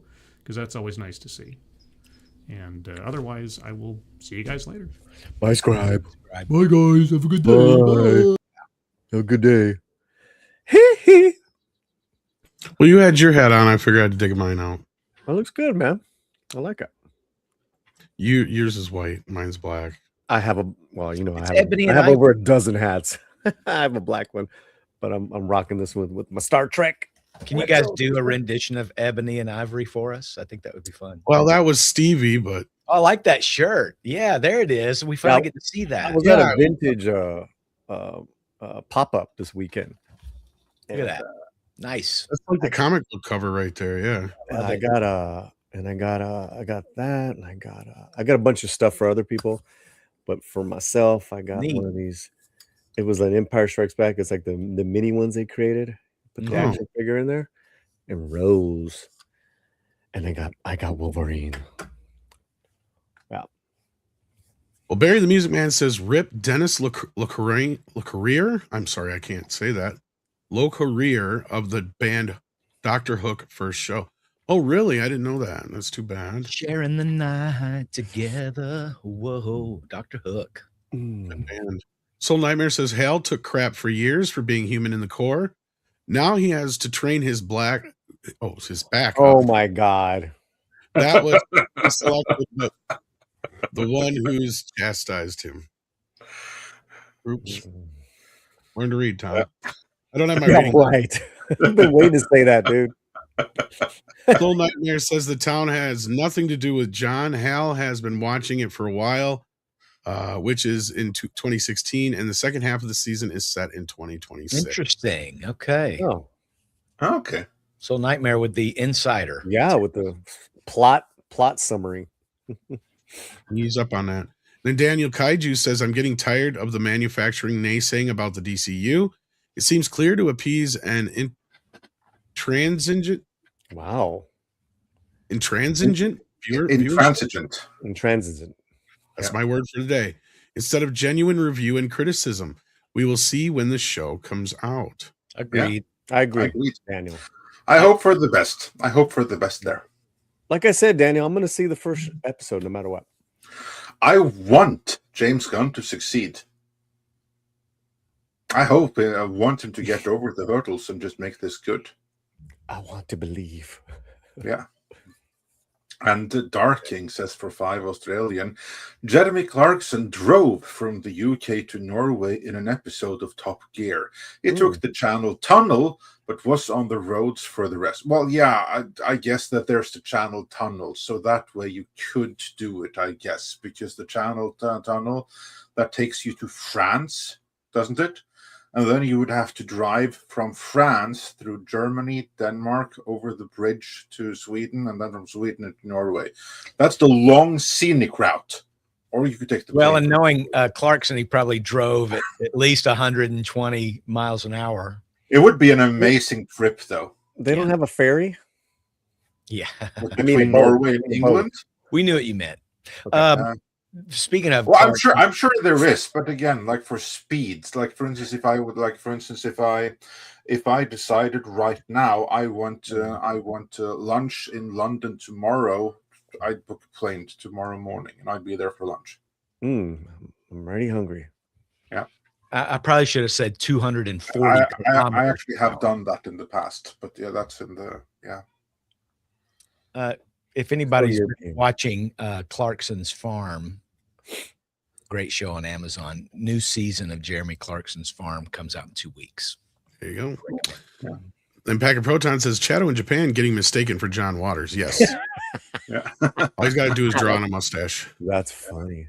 And then Jason maybe his comedy troupe is big in Japan. I hope so. That's why he didn't want us to tell anybody. That's right. He's like, thanks to you fuckers, I got mobbed. Yeah. Do you know what it's like to get mobbed by 30 Japanese people all at once in a mall? Actually, no. I'd like to find out. So, yeah, I hope he shares the experience. He's like, it's like dealing with kindergartners. No, I'm just kidding. I don't Jason Webster says, so what the reviews of Mandalorian and Grogu are saying is it's paint by numbers movie without the paint. Potentially. I think it's going to be mostly harmless. I think it's going to be benign enough to where if you haven't watched the series or real big up on it, you're going to be fine. If you haven't seen any of the Star Wars movies for the last few years, you're going to be fine. I don't think Favreau's dumb enough to try and make a show that's reliant on a bunch of other shit, and it doesn't set a bunch of other things up. So we'll see how it rolls. I got my ticket Thursday afternoon. Then Jason says, The Mandalorian and Grogu is a very ordinary film. Well, that's modern Disney for you. Well, honestly, I think it's a step up in a way. Right? Yeah. So we'll see. Surely it will be better than The Acolyte. Can't be any worse. Well, I mean, even, Gore, to my guys that I've seen it, like, hey, it's better than the sequels. We have such a low bar for Star Wars right now. My issue is, why is it so long? That's what she said. No, it's 130 fucking minutes long. Michael isn't even 130 minutes. Why is the new Star Wars movie based on a show 130 minutes long is beyond me. The original Star Wars isn't even 130 minutes long. There are some, from what we read, little spoilers, some really good action scenes. So maybe that's what, I don't know. That's what I hear. Yeah, I hear the same thing. Yeah. Yeah. Our reviewers going to see it this week. We'll see. Yeah, and no cameos. Nope, no which cameos. I think is a miss. I was hoping for something special this weekend with an announcement for Carano, but that's a miss. Well, she had her moment in the sun for 17 seconds this weekend. Speaking of, let's talk a little get bit into about that. it. Yeah. To round out the stream. Okay. This of course was a highly anticipated match. It was the comeback of the year, I would say, certainly. But Polly, you are far bigger into the MMA scene than am I. So give us your take on the importance of this particular fight and the outcome, and of course how long it lasted, which was, as Chris said, mere 17 seconds. Were you surprised, disappointed? Let us have it. Yeah, I mean, well, that's a lot. That's a lot you're asking. So where do you? I know. But where do you want me to start? Well, wherever you feel like. Well, I think that for the sport of MMA and for the fighters to have another league as an option that pays, it's fantastic. And Netflix has the pockets. So on that tip, Logan Paul is a great businessman. Might be very annoying personality, but I do give him that. And they did pay their stars handsomely. And because, UFC just has a habit of not. So that is great. The fight card was very mismatched, which is why you saw a lot of first round finishes, because either who they were fighting was outmatched, out of shape, too old, too young. That's why you saw those, and that includes Carano. That's why you saw those finishes. So besides the parry, she would be in the too old category, I should imagine. Say that again. She would be in the too old category, even if she has gotten back into fighting shape. Well, yeah, we can get in. I have a huge take on that. But so I would say that the Perry Diaz fight was becoming quite epic. It's just unfortunately Diaz was catching too many nasty elbows, including one in the back of the head where he just didn't stop bleeding, so they stopped it. That was because those are some brawlers, man. Mike Perry is nasty. So that was too bad. So, and then from what I'm seeing, what I just saw, the huge numbers, and that's good for the sport because the UFC was having such a hold on the sport and on the ratings, and they went to Paramount. So this is a great option. I really hope they do it again, but they need better fight cards. They need better fighters as far as equal level. They got to figure all that out because this almost is kind of a one and done in regards to how they put these fighters together. So, but yeah, do you guys want to say anything, or you want me to give my? No, just carry on. But the specifics of this particular fight would be most. So, I don't know. I'm sure this chat has already know. In regards to who fought, the main match was a striker who has a Muay Thai background. She hasn't fought in 17 years, and a world-class judo athlete who hasn't fought in about 10 years. So that's who your opponents were. Gina and Rhonda. Right. Yep. So what I saw was a horribly game plan from Gina, which everything that I saw, even though it was 16 seconds, a lot happened, and I broke it down. I actually did a video with one of my students yesterday. I'm debating whether I want to put it up because we're all in our uniforms and everything, but it was more for my it was more of a private video for my other students. A lot happened. And the first, so layman's terms, Gina should never have been in that ring. It was an embarrassment. She could have gotten really hurt as well, right? I have broken her arm right there. No, I actually think Rhonda took it easy because she broke that full mount and really hit 2 taps, the 1 crack. She could have just kept going, right? She didn't need to go for the arm bar. She it was just silly. So it said to me that Gina did not train on the ground. And I'm a black belt in Brazilian Jiu-Jitsu. My white belts know what to do when they land on their back.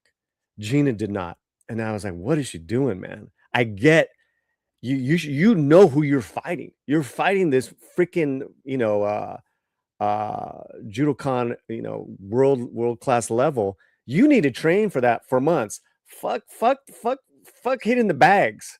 You can stop hitting the bags for a couple months and just be on the ground.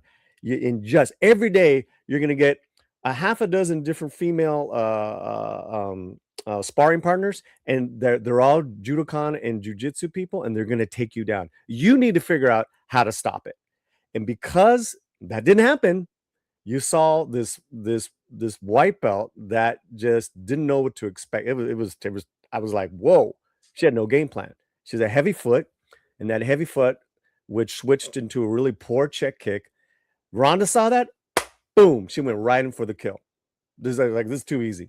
In fact, that's probably why her head got caught in a guillotine for a second, but she was never really in danger, Andre, because Gina never had her legs under her. And I get into specifics of technique, but Rhonda never panicked. She slowly pried her head out, and then it was over.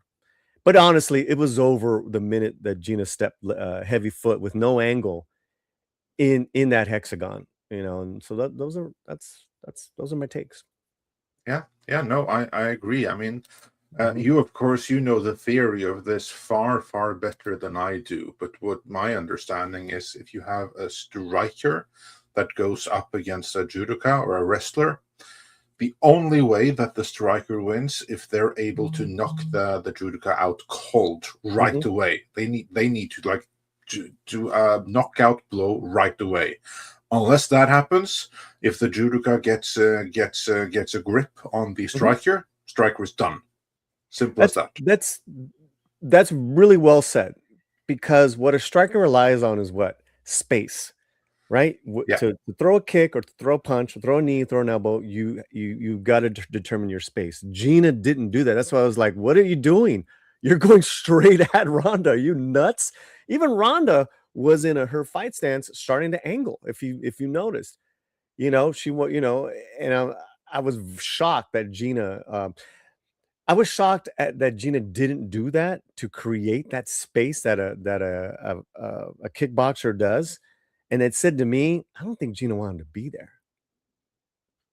You know what I think? This is just my speculation. I think that she probably realized that her chance of going up against Rousey and winning were practically zero. Yeah. So she took advantage of the money that would come with it, with the attention, with the fame, with the opportunity to get into shape. I mean, she said that she was grateful for having lost, what was it, like 50 pounds? So it's 100 pounds. 100 pounds, yeah. 100 pounds. And that's a significant amount of weight. Huge. And she also said that she probably wouldn't have been able to do that without the motivation of a fight at the end of it. And she was able to reverse pre-diabetes. She had pre-diabetes, she said. She was able to reverse that. So fantastic. She was able to get her health back. But to me, looking at it, it looked like I looked like at Gina going in, I'm going to lose here, and it's okay. I think that's got like I don't know. I'm just speculating that what she was doing. Onto something. Well, I think that what she was doing, I think that 90% of the training that she did was aimed at losing weight, and then 10% was training like she was used to before, meaning kicking and striking. Yeah. Maybe she tried a little bit of jiu-jitsu, figured it's hard, I can't do this, I can't win this, so I'm just going to go in, do my best, and it'll be what it'll be, and it'll be fine. Like she didn't seem upset at losing. She seemed like, this was how it was always going to be. Which I would say I get it, and I respect Gina, man. I love Gina. But I'm always Team Rousey. She's both are incredible people. Romy got to work with Rhonda on a TV show a few years back. We got to meet her. What a great lady. Oh my God. She's so sweet, so warm, and so freaking strong. Andre, I shook her hand. I kid you not. It's one of the strongest handshakes I've ever felt. I believe you. I totally believe you. Yeah. And but that being said, Rhonda's never stopped training. And she's always kept her shape pretty much. Gina did not. And exactly, it's really tough to come back from being overweight, being pre-diabetic, and not fighting. What she should have done was, let me take a couple of fights before Ronda. But well, I think she would have risked maybe getting hurt. I think you're right. They're both great ladies. I think Gina was just trying not to get hurt, honestly. She got a good paycheck out of it. She got her name back up there. She looks dynamite. Ronda Rousey, I think, she's retiring. I think she announced at the end. I want to ask you know what, man? I got to push back on everyone that's doing this cope, because that's bullshit to fans that paid for this, that went there, that the way this was promoted. She did not show up. That's no. I want to ask you about that. That's what I want to ask you about. So the experience of the people who bought the paid subscription, I know they have to have ads. It's Netflix. What do you mean? The fight was on Netflix, so you had to have Netflix. Yeah, but you could pay the premium, no ads. Subscription. Right. You're still going to get those ads that they have to have on site just to change out the next match, right? So you even had that. I also saw a lot of complaints about the streaming quality again, and the tone that I took away from it was Logan Paul. Dana White's got nothing to worry about with Logan Paul. Leaving it there, what do you think was the take of most people who were subscribing, new subscribers, paid tier subscribers, or just people who were there? Because even shots of the audience, it didn't look full. No. But they weren't really interested in the ticket gate. They're interested in the numbers, and the numbers were great. Were fantastic. Yeah, I can't wait to see the quarterly earnings report when it comes out, how it did. But what I'm talking about is MMA fans expect your headliner expect something longer than 16 seconds. I want some strategy, Gina. I want some angles. I want you establishing your jab and being smart, and you weren't. It's like, so you made over $1 million and you look great, fantastic, but that's an embarrassment. You shouldn't have been there. And it's like, but she looks good and this and that. It's like, then she could have been done that on her own. I give Rhonda promoted the hell out of this. She's the one who earned that money on her marketing this fight. I also heard like some people say that Rhonda shouldn't have done that, that she should have let the fight last longer just for the audience. To which I would push back and say, because she's a wrestler basically, and she's going up against a striker, she has to finish it early. Because if Gina gets in one blow, one killer blow, that's going to turn everything around. We didn't get to see that, and in theory, I know right. we didn't get, so but right. If she hadn't finished it fast, just look at the fight when she ended the fight where Gina ended. She went up against a striker, and she tried to outstrike the striker, and that's what she lost. Right. No, you're absolutely right. She found. I know she was surprised. Ronda was surprised that she was able to pull off that pocket right away. That because Gina did not. I'm telling you, man, you step heavy foot forward, I'm gonna take that fucking leg down, and that's exactly what she did. She's like, oh, 5 seconds, here we go. Because she might not get that chance again in that first round, much less the rest of the fight. And if she doesn't end it fast, again, all Gina needs is one blow, one powerful blow to the head, and then Ronda might not be able to defeat her. Well, we won't win, and see the 17 years and the training. We never know. Like I wanted to see what if she had anything behind her hands because of cutting weight as well. I didn't think she looked healthy. She's probably going to look better like this week because she's going to gain about 10-20 pounds back. I'm talking about Gina, but I want to see, okay, well, what is behind her hands? That would have been interesting. Would have been interesting. It's like, all right, let's make some rules here. Where you're getting paid $1 million, getting paid $20 million. First round, it's in the rules. No takedowns. Just stand up. Sounds like a fixed fight. It's not a fixed fight. But how about the streaming quality? Any struggles there?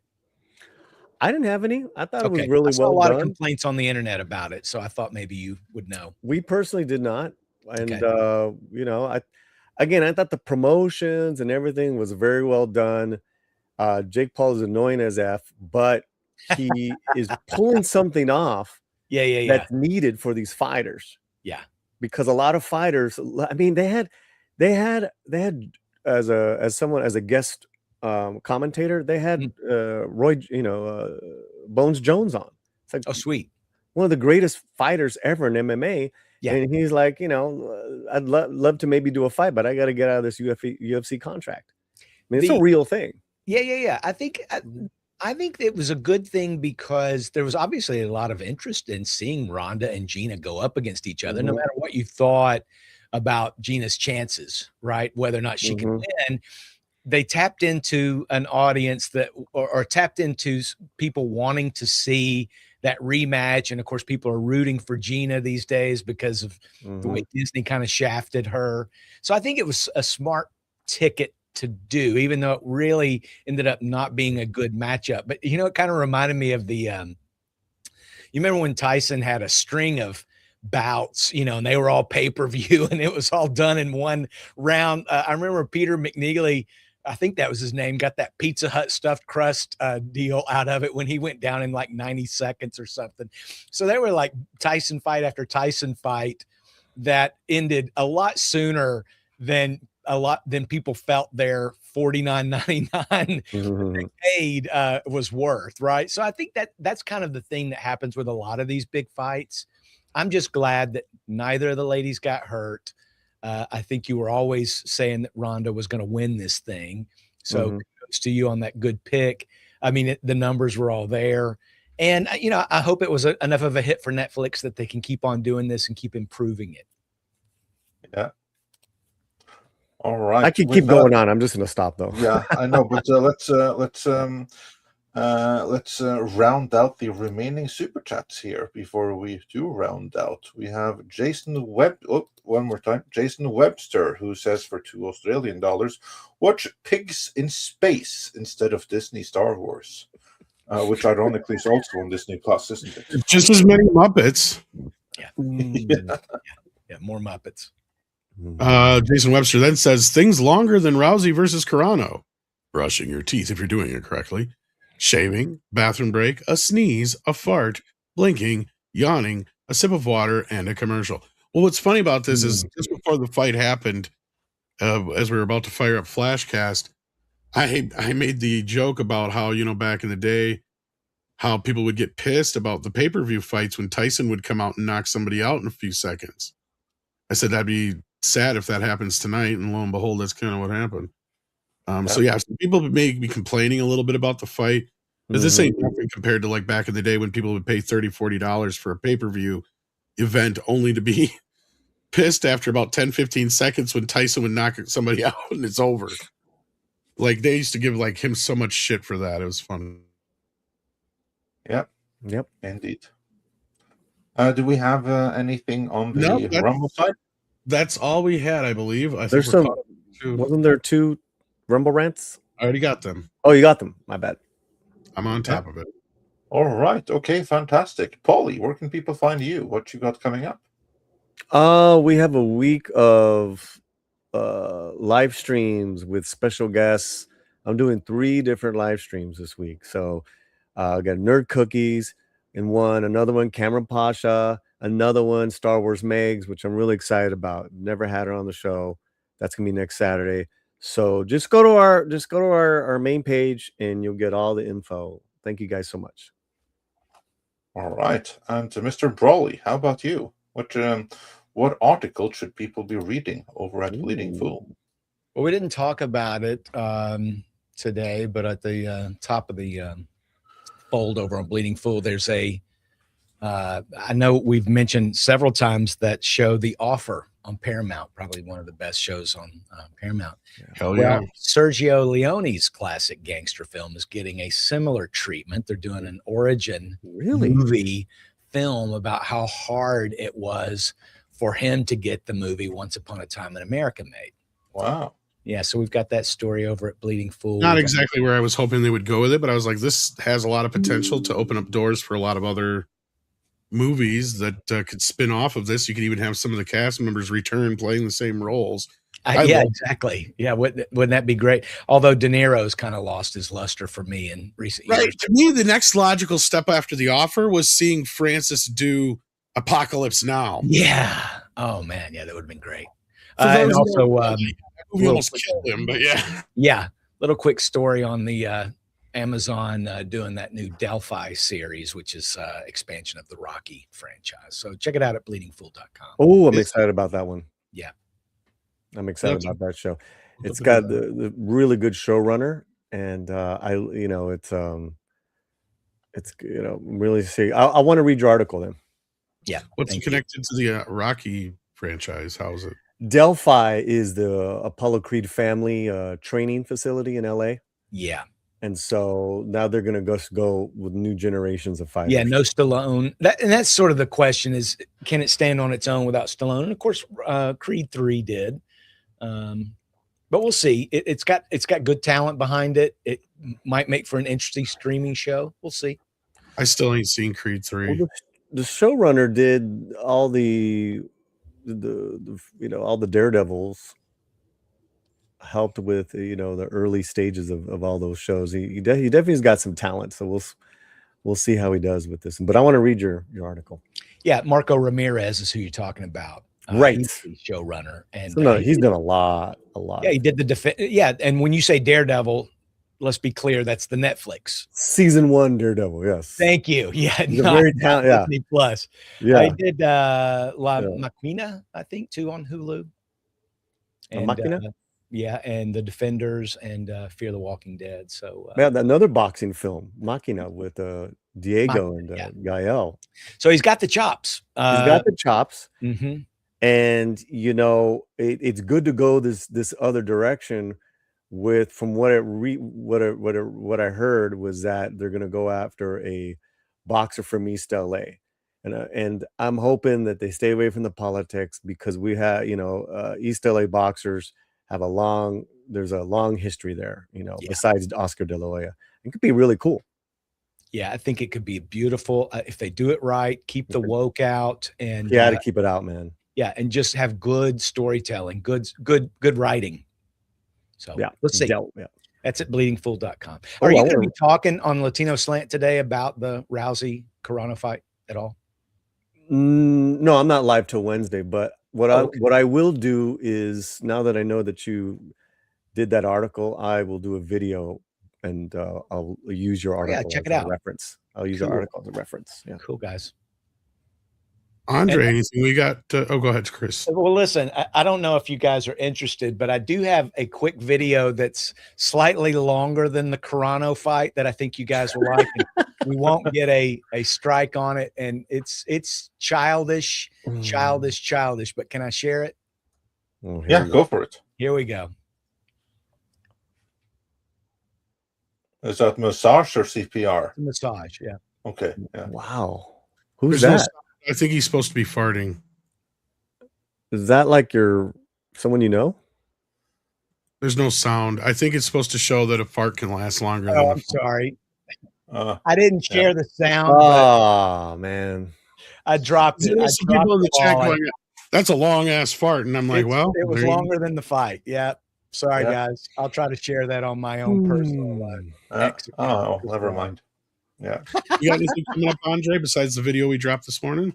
Yeah, we dropped a video this morning, and it's doing pretty darn good. So it's actually getting some traction, and notifications are being sent. So please check that video out. But more importantly, check out some of our previous videos that people didn't get notifications about, because they're still there as well.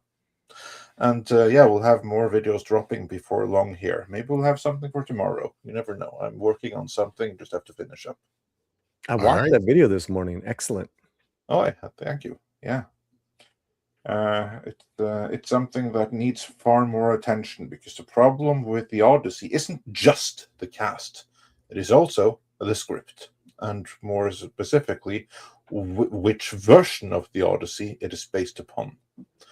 And here's probably the biggest problem. Yeah, and here's a hint: the absolute worst version they possibly could find. Right. Unbelievable. All right, with that, let's wrap this up, Andre. Yeah, let's thank everyone for being here. We do appreciate it. Check out our earlier videos as well. Check out Scribe Light. Check out Culture Casino.